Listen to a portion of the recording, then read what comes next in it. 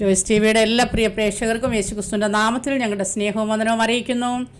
പ്രിയപ്പെട്ട ദൈവമക്കളെ, ഇന്ന് നമ്മോടൊപ്പം അനുഗ്രഹിക്കപ്പെട്ടതായ ഒരു കർത്താവിൻ്റെ ദാസിയാണ് തൻ്റെ ജീവിതാനുഭവം ഷെയർ ചെയ്യേണ്ടതിന് കടന്നു വന്നിരിക്കുന്നത്. 7 തലമുറയായിട്ട് സിദ്ധ വൈദ്യത്തിൽ പ്രാവീണ്യം നേടിയതായ ഒരു കർത്താവിൻ്റെ ദാസിയാണ്. അതോടൊപ്പം തന്നെ കർത്താവിൻ്റെ വേലയും ചെയ്യുന്നു.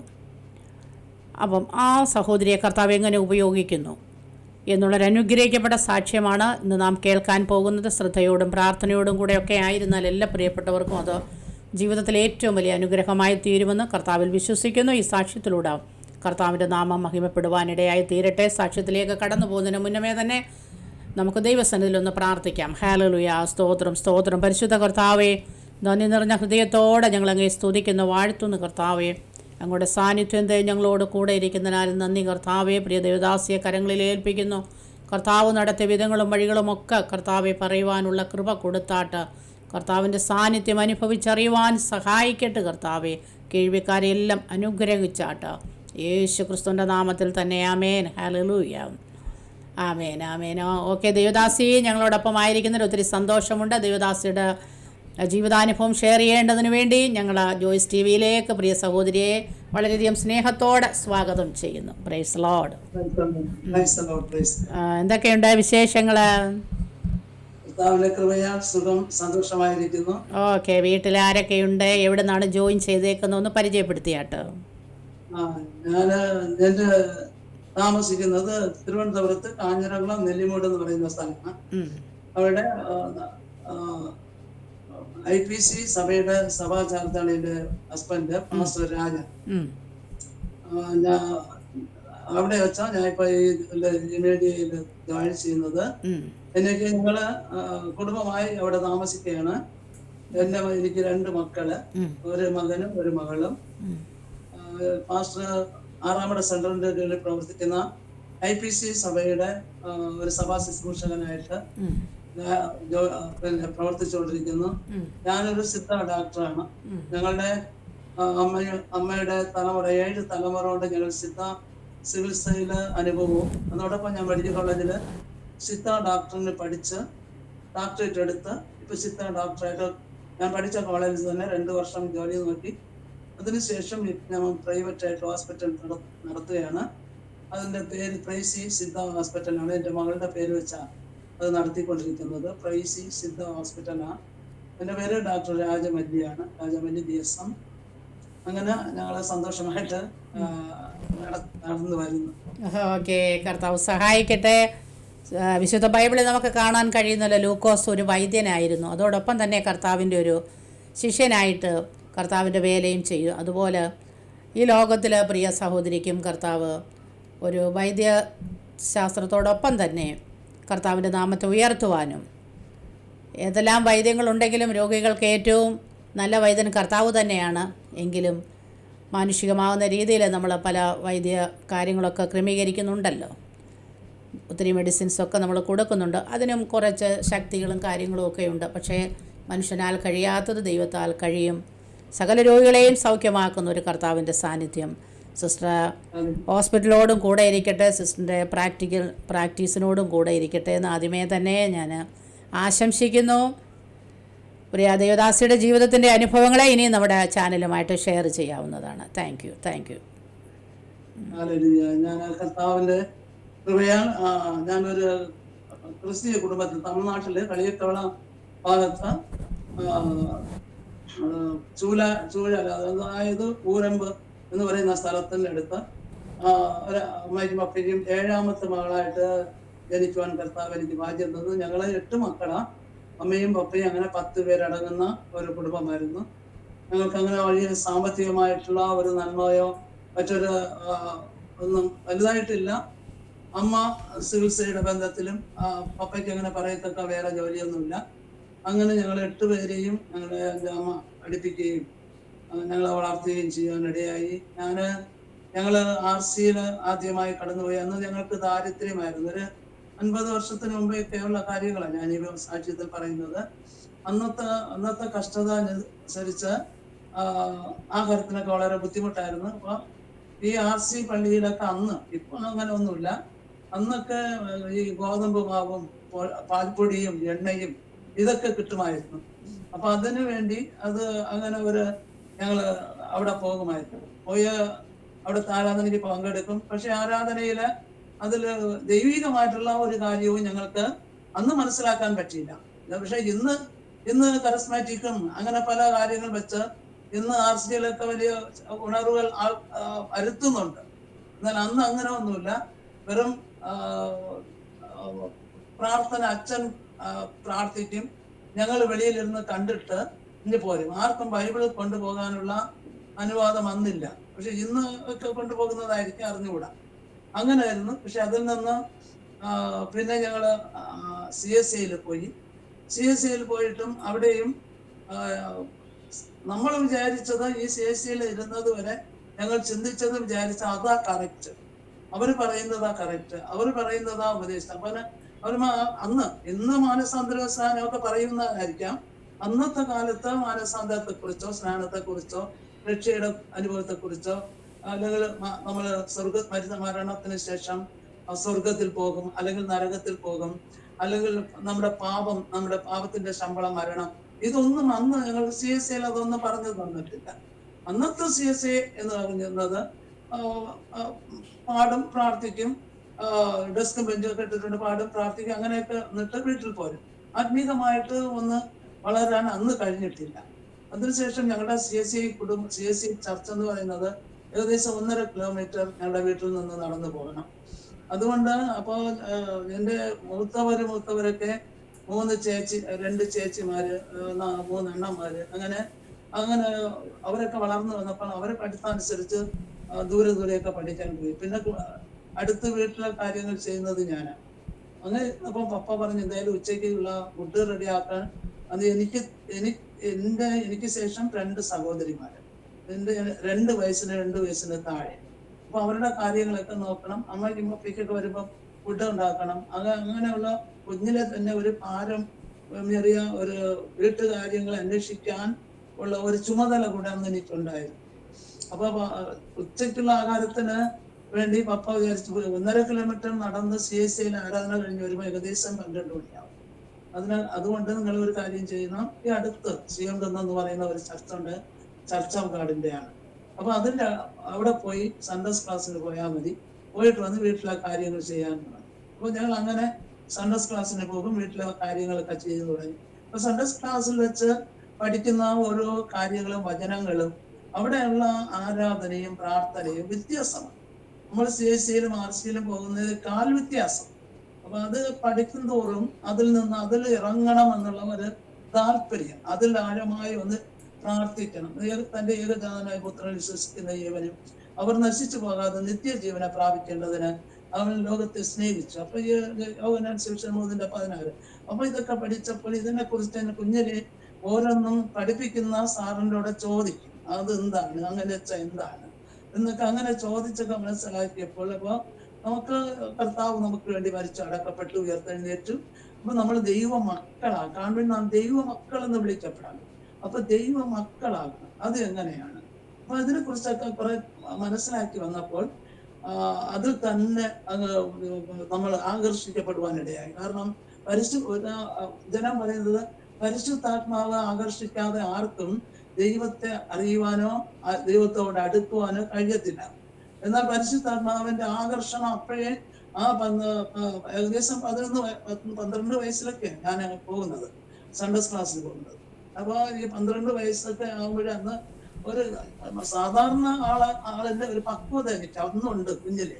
കാരണം വളരെ ബുദ്ധിമുട്ടുള്ള ഒരു കുടുംബത്തിൽ എന്റെ പപ്പ നല്ലവണ്ണം മദ്യപിക്കുന്ന ഒരാളാണ്, അമ്മ നല്ലവണ്ണം പ്രാർത്ഥിക്കുന്ന ആളാണ്. അമ്മ എപ്പോഴും പ്രാർത്ഥിക്കും. അപ്പൊ അത് കണ്ടും പപ്പയുടെ ആ ഒരു പ്രയാസം കണ്ടും ഒക്കെ വളരെ ഭാരത്തോട് വളർന്ന ഒരു ടൈമാണ് അത്. അപ്പൊ അങ്ങനെ ആ ചർച്ചിൽ പോയി കർത്താവിനെ കുറിച്ച് കൂടുതൽ അറിയുവാനിടയായി. അങ്ങനെ ഞങ്ങള് പെന്തക്കോസ്തില് ആകുവാൻ ഒക്കെ ഇടയായി. എന്റെ സഹോദരിമാരും അമ്മയൊക്കെ അമ്മ CSIയിലൊക്കെ പോകും. സഹോദരിമാരൊക്കെ അവര് പഠിത്തത്തിന്റെ കാര്യത്തിനൊക്കെ പോകും. പഠിച്ചു കഴിഞ്ഞിട്ട് അവർ വേറെ സ്ഥലങ്ങളിൽ പഠിത്തത്തിന് വേണ്ടി പോയി. ഞങ്ങള് അങ്ങനെ യേശുവിനെ രക്ഷിതാവായും എന്റെ 14-ാമത്തെ വയസ്സില് സ്നാനം എടുക്കണം എന്ന് അറിയുവാൻ വചനത്തിൽ കൂടെ മനസ്സിലാക്കുവാൻ ഇടയായി. വളരെയധികം ഒരു ഈ 14-ാമത്തെ വയസ്സില് 7 ദിവസം ഉപവാസം ചർച്ചിൽ വയ്ക്കും, 3 ദിവസം വയ്ക്കും. അപ്പൊ അതിനൊക്കെയും വളരെ ബുദ്ധിമുട്ടോടെ രാത്രി ആരാധനയ്ക്ക് പപ്പേരോടെ അടി വാങ്ങിച്ചിട്ടാ ഓടുന്നത്. ചർച്ചിന് പോകണം എന്നുള്ള ആഗ്രഹം കൊണ്ട് അങ്ങനെ പോകണ്ടെന്ന് പറയുമ്പോൾ വീണ്ടും വലിയ ഒരു വാശി അതെനിക്കുണ്ട്, ആരാധനയ്ക്ക് പോകണം. അപ്പൊ അടിയും കൊണ്ടുണ്ടാ ഓടുന്നത് രാത്രി. അങ്ങനെയൊക്കെ വലിയ ഉണർവിൽ അന്നത്തെ ഒരു താല്പര്യം ഉണ്ടായിരുന്നു. അതിനുശേഷം 14-ാമത്തെ വയസ്സിൽ തന്നെ യേശുവിനെ രക്ഷിതാവായി സ്വീകരിക്കാൻ ഇടയായി. അപ്പൊ യേശുവിനെ രക്ഷിതാവും കർത്താവുമായിട്ട് ഞാൻ സ്വീകരിച്ചു.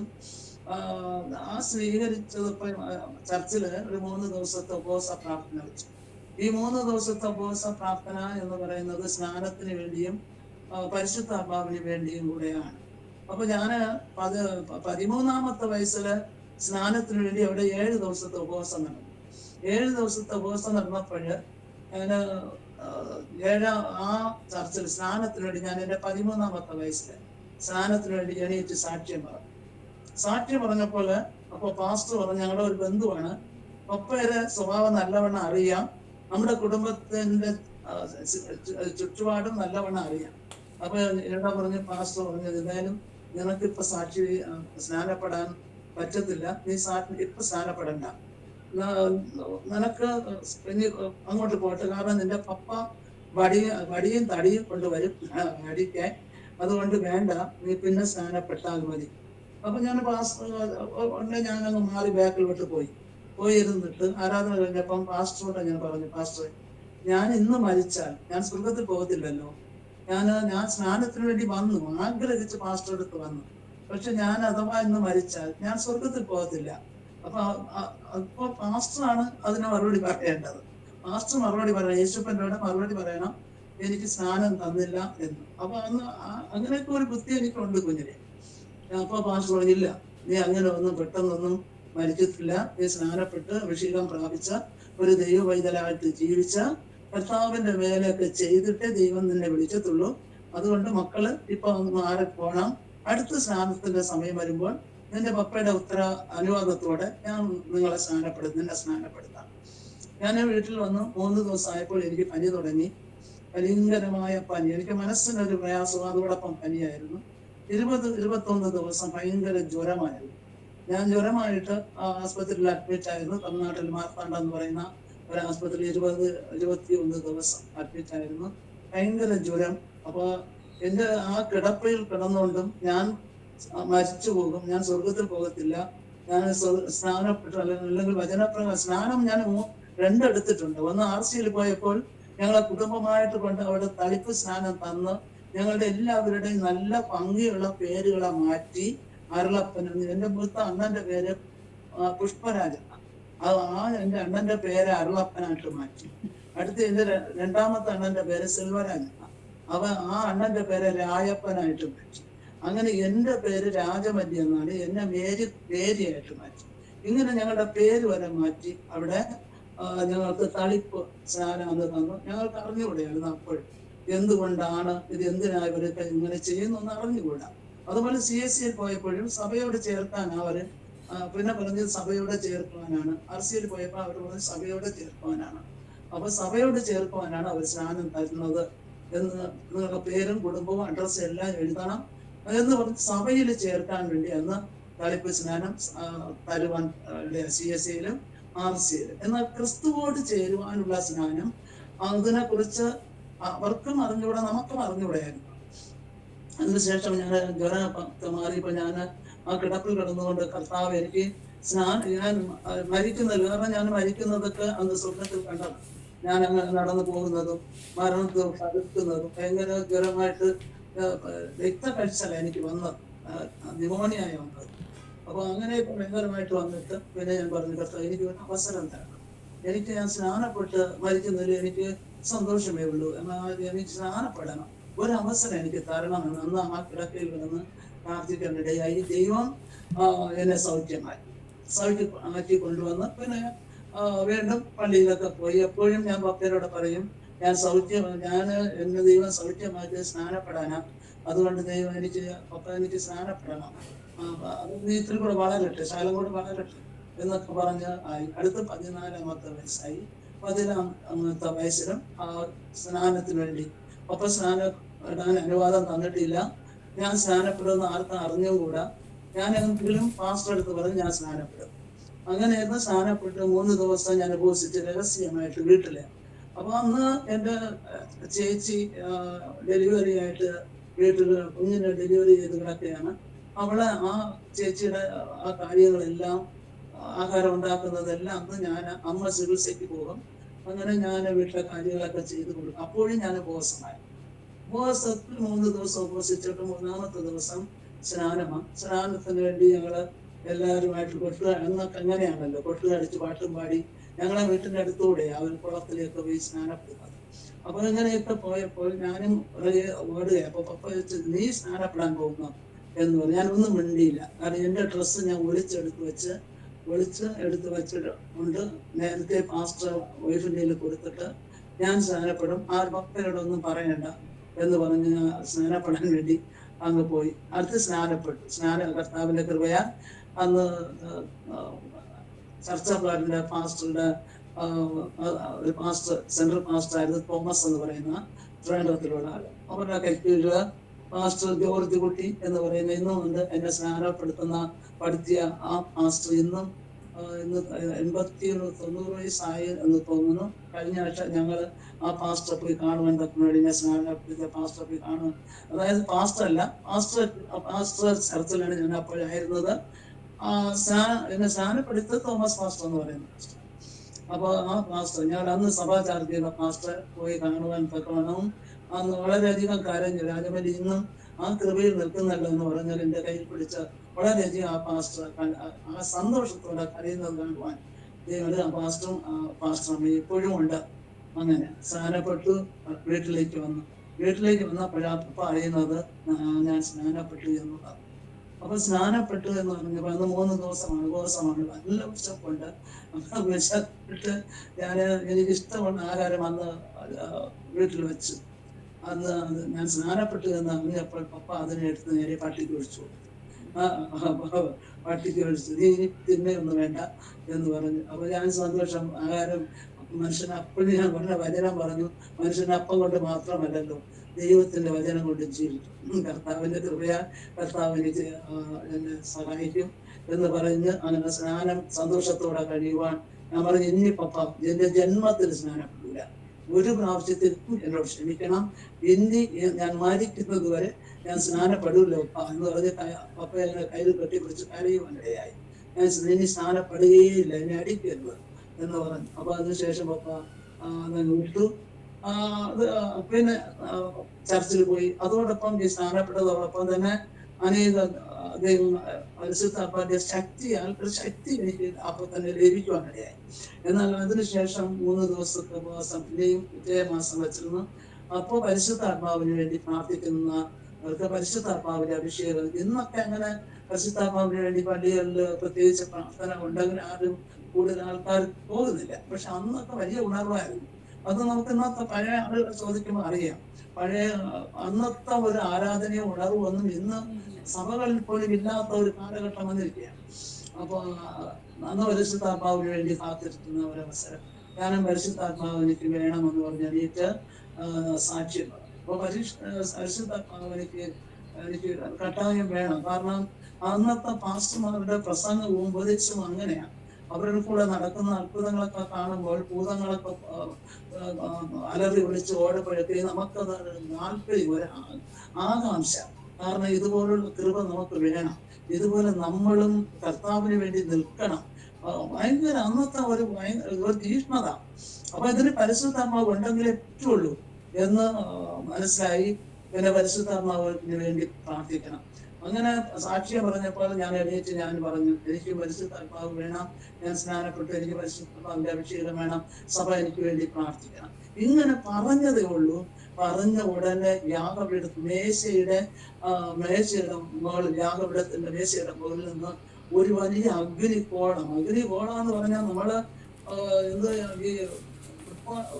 ഈ വലിയ ഒരു പന്ത്, അത് നമ്മുടെ രണ്ട് കൈകൊണ്ട് നടക്കത്തുള്ളൂ. ഈ ഒരു പന്ത് ബോള്, ആ ബോളിന് അത്ര ഉള്ള ഒരു തീ ഗോളം, തീ എന്ന് പറഞ്ഞാൽ ആ തീ കഷ്ണത്തിന്റെ ആ ചുവപ്പല്ല, കത്തുന്ന ഒരു ജ്വാല, കത്തുന്ന ഒരു ജ്വാല പെട്ടെന്ന് അവിടെ നിന്ന് പാഞ്ഞു വന്ന് എന്റെ ഉള്ളിലേക്ക് അത് കയറുവാനും എന്നെ, ഞാൻ സാക്ഷി പറഞ്ഞുകൊണ്ട് നിൽക്കുക, സാക്ഷി പറഞ്ഞുകൊണ്ട് നിന്നപ്പോ അതെന്നെ പെട്ടെന്ന് ഈർത്തി പൂർണ്ണമാക്കുന്നതിന് ആ ശക്തി എന്നെ അമർത്തുവാൻ തക്കനിടയായി. അമർത്തി പിന്നെ എനിക്ക് എന്ത് ചെയ്യണമെന്ന്, എന്ത് സംഭവിക്കുന്നതെന്ന് എനിക്ക് ഉള്ളിൽ അറിയാം. ഭയങ്കരമായിട്ട് ഞാൻ ആത്മാവിൽ നൃത്തം ചെയ്തതുപോലെ അങ്ങനെ ഒരു വലിയ ഒരു ഇതുണ്ടായി. അങ്ങനെ ആത്മാവിൽ നിറയുവാൻ തക്കനിടയായി. അപ്പൊ അന്ന് കാത്തിരിപ്പ് നടത്തിയ ദേവദാസൻ അന്ന് തലയിൽ കൈവച്ചിട്ട്, ആ കൈവച്ചപ്പോഴാ പിന്നെ ഞാൻ ഒരു നോർമലാണ്. കാരണം അത്രയും ശക്തിയുള്ള അന്യഭാഷയിൽ ഞാൻ ആ ദൈവത്തെ ആരാധിക്കാൻ തുടങ്ങി. പരിസരം മറന്ന് ഞാൻ ഉച്ചത്തിൽ ദൈവത്തെ അല്ലേലിയ പറഞ്ഞ് ആരാധിക്കാൻ തുടങ്ങി. അഗ്നിയുടെ ഒരു അഭിഷേകം എന്ന് വെച്ചാൽ ദൈവത്തിന്റെ ഭയങ്കരമായ ഒരു അഭിഷേകം നിന്റെ വ്യാപിച്ചിരിക്കുന്നു. അത് അന്ന് പറഞ്ഞ ഒരു പ്രവചനമാണ്. അനേക പ്രവചനങ്ങൾ ഈ പ്രായത്തിലൊക്കെ പ്രവചനങ്ങളൊക്കെ പറയുന്നത് എന്ന് വെച്ചാൽ ഭയങ്കര ഒരു അത്ഭുതം. അന്ന് പ്രവചിക്കുവാൻ പറഞ്ഞു വന്നതിനിടയായി. ഞാൻ നിന്റെ 8-9 കാര്യം എന്റെ കൂടെ പറയുവാനിടയായി. എന്നെ കുറിച്ച് ആ ദേവദാസൻ ഒന്നും അറിഞ്ഞുകൂടാ. നിന്റെ സഹോദരങ്ങളിൽ ഏറ്റവും നിന്നെ തള്ളപ്പെടുന്ന ഒരവസ്ഥ നിനക്കുണ്ടാകും, നിന്നെ കൈവിടുന്ന ഒരവസ്ഥ ഉണ്ടാകും. പക്ഷേ നിന്നെ ഞാൻ ഏറ്റവും സഹോദരങ്ങളിൽ എല്ലാരേക്കാൾ മാനിക്കുന്ന ഒരു ദൈവമാണ് ഞാൻ. ഞാൻ നിന്നെ മാനിച്ചുയർത്തും. എല്ലാ സഹോദരങ്ങളും എന്റെ മുൻപിൽ വരും. യോസഫിനെ പോലെ ഞാൻ നിന്നെ അനുഗ്രഹിക്കും. നോക്കണേ, ആ വാക്കുകള് അന്ന് കുഞ്ഞാണ് ഞാൻ. യോസഫിനെ പോലെ ഞാൻ നിന്നെ അനുഗ്രഹിക്കും. നിന്റെ സഹോദരങ്ങളിൽ എല്ലാരേക്കാൾ ഞാൻ നിന്നെ മാനിക്കും. നിന്റെ ഭാഷയല്ലാത്ത ഒരു സ്ഥലത്തേക്ക് ഞാൻ നിനക്ക് ഭാവി ഒരുക്കി തരും. പിന്നെ ഞാൻ നിന്നെ വിദേശ രാജ്യങ്ങളിൽ, അപ്പൊ ഞാൻ സൺഡേ സ്കൂൾ പഠിക്കുന്ന സമയമാണ്, ഞാൻ നിന്നെ വിദേശ രാജ്യങ്ങളിൽ എന്റെ വചനവുമായി അയക്കും. അനേകർ ഞാൻ വിദേശ രാജ്യങ്ങളിൽ നിന്ന് എന്റെ രക്ഷയിലേക്ക് മടക്കി വരുത്താം. അത് മാത്രമല്ല, ഒരു അതായത് പൂവൻ കോഴി കൂകുന്നത് പോലെ നീ ആ മലയുടെ മുകളിൽ നിന്ന് കൂകുന്നതും അനേക സ്ഥലങ്ങളിൽ നിന്ന് എന്റെ വചനത്തെ ഉറക്ക പ്രഖ്യാപിക്കുന്ന ഒരു കാഴ്ചപ്പാട് നിന്നിൽ കൂടെ ഞാൻ കാണുന്നു. അനേക രോഗികളെ നീ സൗഖ്യമാക്കുന്നതായി ഞാൻ കാണുന്നു. ഭൂതങ്ങൾ നിന്റെ മുൻപിൽ അലറി പോകുന്ന ഒരു കാഴ്ചപ്പാട് ഞാൻ കാണുന്നു. ഇങ്ങനെ ഒത്തിരി കാര്യങ്ങള്. അത് ആ പ്രായത്തിൽ എനിക്ക് വിശ്വസിക്കാൻ പറ്റിയില്ല.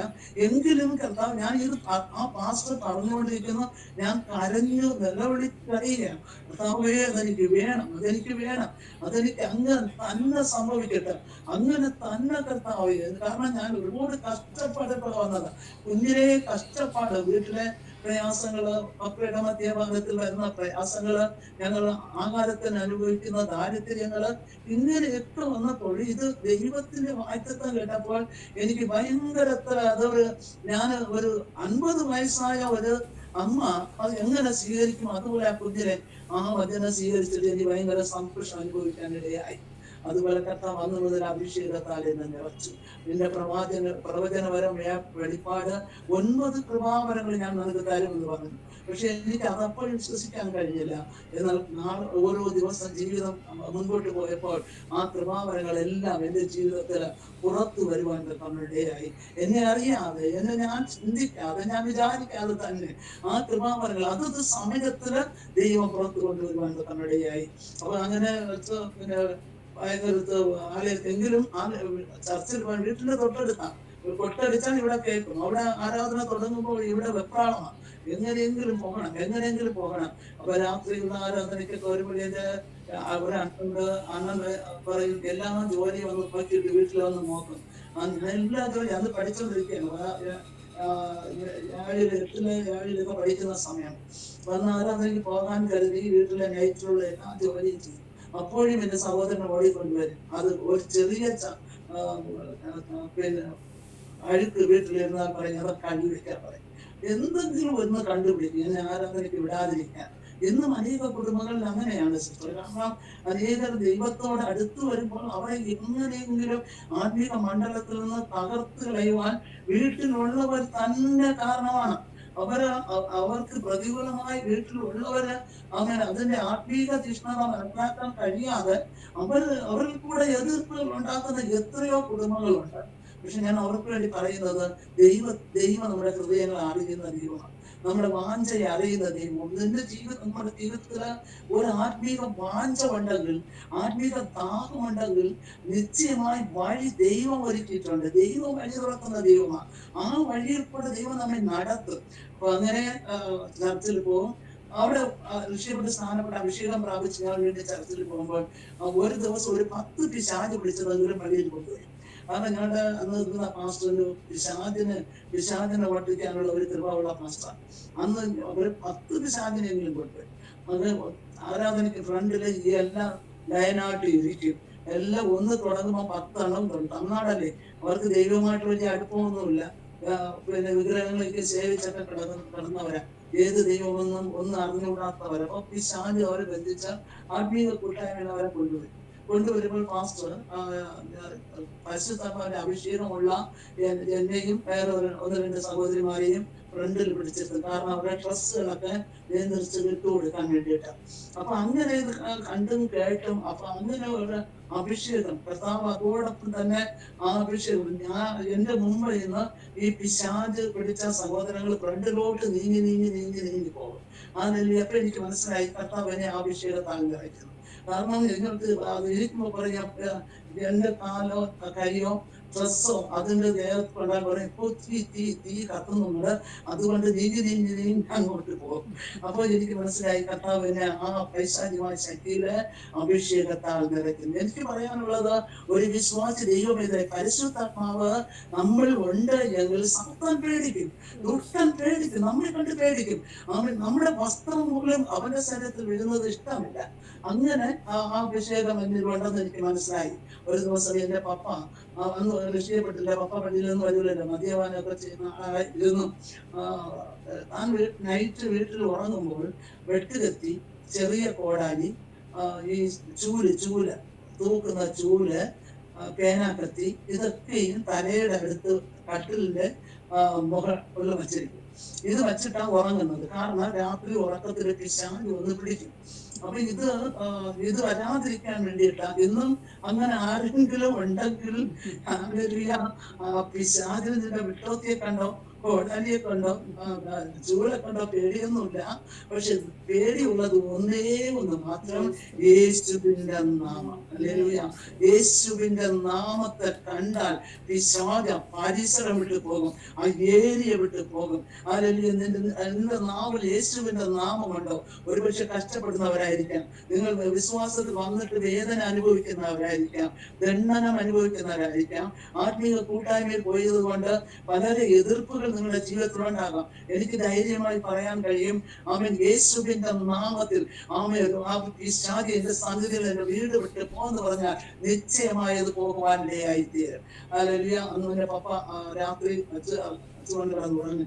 അപ്പൊ രാത്രി ഞാന് എന്റെ 2 തങ്കച്ചിമാരും ഞാനും വരുമ്പോൾ അവര് ഉറക്കം, ഞാൻ മുട്ടുമേൽ നിൽക്കുന്ന ദൈവത്തോട്. ആ കുഞ്ഞു പ്രായത്തിലും എപ്പോഴും ഞാൻ പ്രാർത്ഥിക്കുന്ന ഒരു അനുഭവം. എന്നെ കേൾക്കുന്ന കൊച്ചുമക്കള്, അമ്മമാര്, ഇന്ന് അമ്മമാര് ഈ വീഡിയോ കൊച്ചുമക്കൾക്ക് ഇട്ട് കൊടുക്കണം. 10, 12, 15 വയസ്സായ മക്കൾക്ക് ഇട്ട് കൊടുക്കണം. ഹല്ലേലൂയ. അവര് അന്ന് 12 വയസ്സ്, 13 വയസ്സ്, 14 വയസ്സൊക്കെ ഞാൻ ആ മുട്ടുമേൽ നിന്ന് പ്രാർത്ഥിക്കുന്ന ഒരു അനുഭവം ഉണ്ടായിരുന്നു. ഹല്ലേലൂയ. എന്റെ പപ്പ ഏകദേശം ഒരു രാത്രി 2 മണിയായപ്പോൾ അലറി നിലവിളിക്കുവാനിടയായി.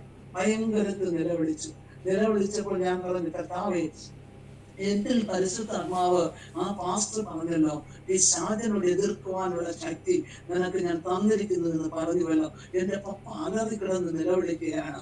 ഞാൻ അങ്ങയുടെ നാമത്തിൽ എന്റെ പപ്പയുടെ തലയിൽ കൈവച്ചു. ആ ബന്ധൻ, ആ സാത്താൻ മാറണം എന്ന് പറഞ്ഞിട്ട് പെട്ടെന്ന് കഥകൾ തുറന്ന് പപ്പ അങ്ങ് ഈ ചുരുളുകയാണ്, കട്ടിലിൽ കിടന്ന് ചുരുളുകയാണ്. ഉടനെ പെട്ടെന്ന് ഓടി വന്ന് പപ്പയുടെ തലയിൽ 2 കൈയും വെച്ചിട്ട് പറഞ്ഞു, യേശുവിന്റെ അധികാരമുള്ള നാമത്തിൽ എന്റെ പപ്പയെ വിട്ടു പോ പിശാച് എന്ന് പറയുവാനിടയായി. ഹല്ലേലൂയ. വിട്ടുമാറ യേശുവിന്റെ നാമത്തിൽ എന്ന് പറഞ്ഞപ്പോൾ പപ്പ മുകളിൽ നിന്ന് എവിടുന്നോ വന്ന് വീഴും പോലെ ഒറ്റ ആ കട്ടിലിൽ തന്നെ പൊങ്ങിയിട്ട് ഒരു വീഴക്കം വീഴുവാനിടയായി. ഹല്ലേലൂയ. എഴുന്നേറ്റ് പറഞ്ഞു, ഹല്ലേലൂയ, മക്കളെ നീ വന്നില്ല എങ്കിൽ ഞങ്ങൾ ചത്തുപോകുമായിരുന്നു, നിന്നെ പിശാച് കൊന്നു കളയുമായിരുന്നു. നീ ഇപ്പൊ വന്നില്ല എങ്കിൽ ഹല്ലേലൂയ, എനിക്ക് ശ്വാസം വിടാൻ പറ്റിയില്ല, എന്റെ തൊണ്ടയ്ക്കകത്ത് ഒരുപാട് പേര് വന്ന് എന്നെ അമർത്തി പിടിച്ച എന്നെ കൊന്നു കളയുമായിരുന്നു. അതിന് നീ വന്നില്ല എങ്കിൽ എന്നെ കെട്ടിപ്പിടിച്ചു വെച്ച എന്റെ പപ്പ കരയുവാനിടയായി. അല്ലെങ്കിൽ ഞാൻ എന്നെ ഒരുപാട് വേദനിപ്പിച്ചു, അവൻ ഒരുപാട് നിന്നെ സങ്കടപ്പെടുത്തി.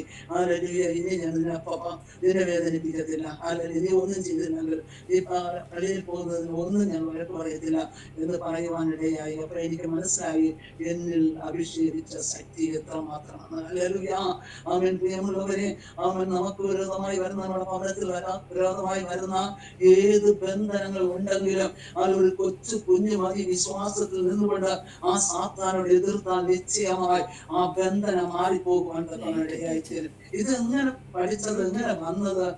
രക്ഷിക്കപ്പെട്ട, സ്നാനപ്പെട്ട, അഭിഷേകം പ്രാപിച്ച ആ രക്ഷിക്കപ്പെട്ടവരുടെ കൂട്ടത്തിലായതുകൊണ്ട് അതെനിക്ക് പ്രാപിച്ചെടുക്കുവാൻ കഴിഞ്ഞു. ഹല്ലേലൂയ. അങ്ങനെ എന്റെ വിദ്യാഭ്യാസങ്ങൾ 10ാം ക്ലാസ് പാസ്സായി. അതിനുശേഷം ഹല്ലേലൂയ, ഞാൻ എന്റെ ഒരു ദേവദാസൻ ഇവിടെ പറഞ്ഞിരുന്നു, നീ ഡോക്ടറാവും. ഞാൻ അപ്പോൾ അതൊന്നും അങ്ങനെ ചെയ്തിട്ടില്ല. അങ്ങനെ പഠിക്കാനുള്ള 10ാം ക്ലാസ് വരെയും ഞാൻ പഠിക്കുമോ, എന്റെ പപ്പയും അമ്മയും എന്നെ പഠിപ്പിക്കുമോ എന്ന് പോലും ഞാൻ സംശയിച്ച ഒരു കാലമുണ്ടായിരുന്നു. ഹല്ലേലൂയ. അപ്പോൾ ഞാൻ 10ാം ക്ലാസ് പഠിച്ച് +2 +1 അല്ല, അന്ന് SSLC ആണ്. അത് ഇപ്പോഴാണ് 10 +1 +2, അന്ന് 11 SSLC കഴിഞ്ഞപ്പോൾ അതോടൊപ്പം ഞാൻ എന്ത് പഠിക്കണമെന്ന് ആയി. എന്റെ അമ്മയുടെ ഏറ്റവും വലിയ ഇഷ്ടം നിന്നെ ഒരു സിദ്ധ ഡോക്ടറാക്കണം. കാരണം ഞാൻ പാരമ്പര്യമായിട്ട് സിദ്ധ ചികിത്സ ചെയ്യുന്നവരാ. എന്റെ പപ്പയും അമ്മയും പപ്പയുടെ പപ്പ അങ്ങനെ 7 തലമുറ, ഞാൻ 7ാമത്തെ തലമുറയാണ്. അങ്ങനെ 7 തലമുറയും മരുന്നുകൾ ചെയ്തും ഉണ്ടാക്കിയും ചികിത്സിച്ചും അങ്ങനെ വരുന്ന ഒരു കുടുംബം, വലിയ ഒരു അങ്ങനെ ചികിത്സാ പാരമ്പര്യമുള്ള ഒരു കുടുംബം. അങ്ങനെ വന്നിട്ട് എന്റെ അമ്മയ്ക്ക് ഇഷ്ടം സിദ്ധ ഡോക്ടറാകണം. ആരും ഡോക്ടേഴ്സ് ഇല്ലല്ലോ, എല്ലാം പഴയ വൈദ്യന്മാര്. അപ്പൊ അന്നത്തെ അനുഭവം അങ്ങനെയാണ്. പക്ഷെ ഡോക്ടറായിട്ട് മാറണം എന്നൊരാഗ്രഹം. പത്രത്തിൽ നോക്കിയപ്പോൾ സിദ്ധ ഡോക്ടറിന് പഠിക്കുവാൻ ഒരു ചാൻസ് കിടന്നു.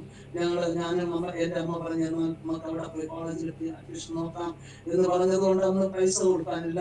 അപ്പൊ പാരമ്പര്യമായിട്ട് സിദ്ധ അറിയുന്നതുകൊണ്ട്, ചെയ്യുന്നത് കൊണ്ട്, മരുന്നുകളൊക്കെ ചെയ്യുന്നത് കൊണ്ട് എനിക്ക് അന്ന് ഫീസ് ഇല്ലാതെ അഡ്മിഷൻ തരുവാൻ, ഡൊണേഷൻ ഇല്ലാതെ അഡ്മിഷൻ തരുവാൻ മിഞ്ചറ സിദ്ധ മെഡിക്കൽ കോളേജിലാണ് തമിഴ്നാട്ടിൽ ഞാൻ പഠിച്ചത്. അങ്ങനെ പഠിച്ചത് ഹല്ലേലൂയ. ആ കോളേജിൽ തന്നെ 2 വർഷം സിദ്ധ ഡോക്ടറായിട്ട് തന്നെ അവിടെ ജോലി നോക്കുവാൻ ഇടയായി. അതിനുശേഷം അവിടെ ശമ്പളം, private management college government approved ആയി. പക്ഷെ ശമ്പളം കുറവാണ്. ശമ്പളം ഇവിടുന്ന് ഞാൻ 3 ബസ് കയറിയാണ് ഞാൻ പോരേണ്ടത്. അതിനുശേഷം യാത്രയിലൊക്കെ ബുദ്ധിമുട്ടായതുകൊണ്ട് അപ്പൊ ഞാൻ ഡോക്ടറാണല്ലോ, അപ്പൊ ഞാൻ പ്രൈവറ്റ് ആയിട്ട് ഹോസ്പിറ്റലിൽ ഇടാം എന്ന് പറഞ്ഞിട്ട് ഞാൻ പാർട്ട് ടൈം ജോലി നോക്കിയിട്ട് ഞാൻ പ്രൈവറ്റ് ഹോസ്പിറ്റലിൽ ഇടാൻ തുടങ്ങി. അങ്ങനെ എന്റെ കുടുംബം ദൈവാംഗനെ, എന്റെ ഉപജീവനമാർ, എന്റെ പാസ്റ്റർ ആണെങ്കിൽ അന്ന് പാസ്റ്റർ അല്ല, ഒരു വിശ്വാസിയായിട്ട് എനിക്ക് ബന്ധത്തിനിടയായി. എറണാകുളത്ത് എന്റെ മൂത്ത അണ്ണന്റെ കീഴില് ചിട്ടി പിടിക്കണം, അതായത് തുണി വിശാലമണ്ട് കൊടുത്തിട്ട് ചിട്ടി പിരിക്കുന്ന, കൂലിക്ക് പിരിക്കുന്ന ഒരാളായി അന്നിരുന്നു. എന്റെ മൂത്ത അണ്ണൻ രക്ഷിക്കപ്പെട്ട ആളായിരുന്നു. പാസ്റ്റർ പുഷ്പരാജ് NCC ഓഫീസർ എന്ന് പറയും. ഇന്ന് കർത്താവിന്റെ സന്നിധിയിൽ ശ്രമിക്കുകയാണ്. ഈ മൂത്ത അണ്ണനാണ് അതിന്റെ ആത്മീയത്തിന് എനിക്ക് ചൈതന്യം തന്നത്. അവരുടെ പ്രാർത്ഥനയും അന്ന് കൺവെൻഷൻ പ്രാസംഗികനാണ്. വളരെ കഷ്ടപ്പെട്ട ഒരു സമയത്തിലും എന്റെ മൂത്ത അണ്ണൻ ജോർജ് കുട്ടി പാസ്റ്റർ കൂടെ കൺവെൻഷൻ പ്രസംഗത്തിന് ട്രാൻസ്ലേഷൻ ചെയ്യാൻ പോകും, സെക്കൻഡ് ചെയ്യാനൊക്കെ പോകും. അങ്ങനെ ജോർജ് കുട്ടി പാസ്റ്ററും, അതായത് ഞാൻ പറഞ്ഞ ഞങ്ങളുടെ സഭയിലെ പാസ്റ്ററുമായിട്ട് കൺവെൻഷനൊക്കെ പോയി പാസ്റ്റർ എന്റെ അണ്ണനെ വളരെയധികം സ്നേഹിക്കുകയും ഏത് കൺവെൻഷൻ പ്രോഗ്രാം അന്നുണ്ടോ എന്റെ സഹോദരനെ കൂടെ വിളിച്ചുകൊണ്ട് ട്രാൻസ്ലേഷനിൽ കടന്നു പോകും. അങ്ങനെ എന്റെ ഒരു കൺവെൻഷൻ പ്രാസംഗികനായി, NCC ഓഫീസറായി. അത് എന്റെ അണ്ണന്റെ ജീവിത ചരിത്രത്തിൽ ഒന്നും എനിക്ക് പറയാതിരിക്കാൻ പറ്റത്തില്ല. എന്റെ അണ്ണൻ ഇന്ന് ഭൂമിയിലില്ല, എങ്കിലും എന്റെ ഈ സോഷ്യൽ മീഡിയയിൽ കൂടെ എന്റെ അണ്ണന്റെ മക്കളും മരുമക്കളും ഒക്കെ വലിയ ദൈവദാസന്മാരെ, പാസ്റ്റർമാരെ ഇപ്പോൾ ഇരിക്കുകയാണ്. അവർക്കൊക്കെ അറിയാമുള്ളതായിരുന്നു. പക്ഷെ അവരറിയാത്ത ഒരു കാര്യമാണ് ഞാൻ പറയാൻ പോകുന്നത്. കർത്താവിന്റെ പേര് ചർച്ചക്കാടിലെ, അതായത് എറണാകുളത്ത് ചർച്ചക്കാടിലെ സഭയിലെ പാസ്റ്ററായിട്ടും ഈ ജോലിയും ചെയ്തുകൊണ്ടിരുന്നു, കർത്താവിന്റെ പേര് ചെയ്തുകൊണ്ടിരുന്നു. അപ്പൊ ഈ ജോലി ലഭിക്കുന്നതിന് മുമ്പ് ഇതിനും പുത്താണ്ടന് ജോലി ലഭിക്കുന്നതിന് മുമ്പ് ഞങ്ങളുടെ വീട്ടിൽ വളരെ, ഞാൻ പറഞ്ഞല്ലോ, വളരെ കഷ്ടം. എൻ്റെ അണ്ണൻ NCC ആണ് പഠിച്ചത്, അതായത് ഫിസിക്കൽ എഡ്യൂക്കേഷൻ, NCC ആണ് പഠിച്ചത്. പഠിച്ചിട്ട് വേറെ അതിന് ജോലിയൊന്നും ഇല്ലാത്തതുകൊണ്ട് എറണാകുളത്തിൽ ചിട്ടി പിരിവിന് വേണ്ടി ഒരു ആളിന്റെ കീഴിൽ കടന്നു പോകാൻ തക്കനിടയായി. എറണാകുളത്തിൽ തുണി ഒരു ആള് കൊടുക്കും, പിരിവ് കൂലിക്ക് പിരിക്കുന്ന ഒരവസ്ഥ. ഞാനിങ്ങനെ ചിട്ടി പിരിക്കാൻ രാവിലെയും വൈകുന്നേരവും കടന്നു പോയപ്പോൾ എറണാകുളത്ത് STPY എന്നാൽ ഗേൾസ് ഹൈസ്കൂൾ, STPY ഹൈസ്കൂള്, അത് എറണാകുളത്ത് പള്ളുരുത്തിയിലാണ്. ഈ പള്ളുരുത്തി സ്കൂളില് ഏകദേശം ഒരു 10,000 കുട്ടികൾ പഠിക്കുന്ന, അത് 5000 മുകളിൽ, അന്ന് ഒത്തിരി പിള്ളേർ. അപ്പൊ അസംബ്ലി നടക്കുന്ന സമയത്താണ് ചിട്ടി പിരിക്കാൻ കടന്നു പോകുന്നത്. കാരണം ഞാൻ എന്തുകൊണ്ട് ഇതൊക്കെ പറയുന്നത് വെച്ചാൽ, എന്റെ അണ്ണന്റെ സാക്ഷ്യം എന്ന് പറയുന്നത് എന്നെ വിശ്വാസത്തിൽ നിർത്തിയത് എന്റെ അണ്ണന്റെ അനുഭവങ്ങളാണ്. അതുകൊണ്ട് ആ അനുഭവത്തെ പങ്കുവയ്ക്കാതിരുന്നാൽ എനിക്ക് പറ്റത്തില്ല. എന്റെ ദൈവം എനിക്ക് തന്ന ശുശ്രൂഷ, എന്റെ അണ്ണന് ചെയ്യാൻ കഴിയാത്തത് ദൈവം എനിക്ക് ചെയ്യുന്നു. ഇപ്പോൾ ഈ സോഷ്യൽ മീഡിയയിൽ കൂടെയും എന്റെ അണ്ണൻ ഇരുന്നിരുന്നെങ്കിൽ എന്റെ അണ്ണൻ ചെയ്യേണ്ടതാണ് ഇതൊക്കെ. പക്ഷെ ദൈവം അതിനെ കൂടെ ചെയ്യുന്നതുകൊണ്ട് എന്റെ അണ്ണനെ കുറിച്ച് എനിക്ക് പറയാതിരിക്കാൻ പറ്റത്തില്ല. അവിടെ അസംബ്ലി നടന്നുകൊണ്ടിരിക്കും. അസംബ്ലി നടന്നുകൊണ്ടിരിക്കും. റോഡിൽ നിന്ന് പ്രാർത്ഥിക്കും, കർത്താവേ, ഇതുപോലെ ഒരു സ്കൂളിൽ ജോലിക്ക് വേണ്ടിയല്ലേ ഞാൻ പഠിച്ചതും എന്റെ അമ്മ എന്നെ പഠിപ്പിച്ചതും. പക്ഷെ ഞാൻ ഇപ്പോഴും ചുറ്റി പിടിക്കാൻ കടന്നു പോകുന്നു. എനിക്ക് ആ ജോലി, ഇതുപോലെ ഒരു സ്കൂളിൽ കയറാനല്ലേ ഞാൻ പഠിച്ചത്.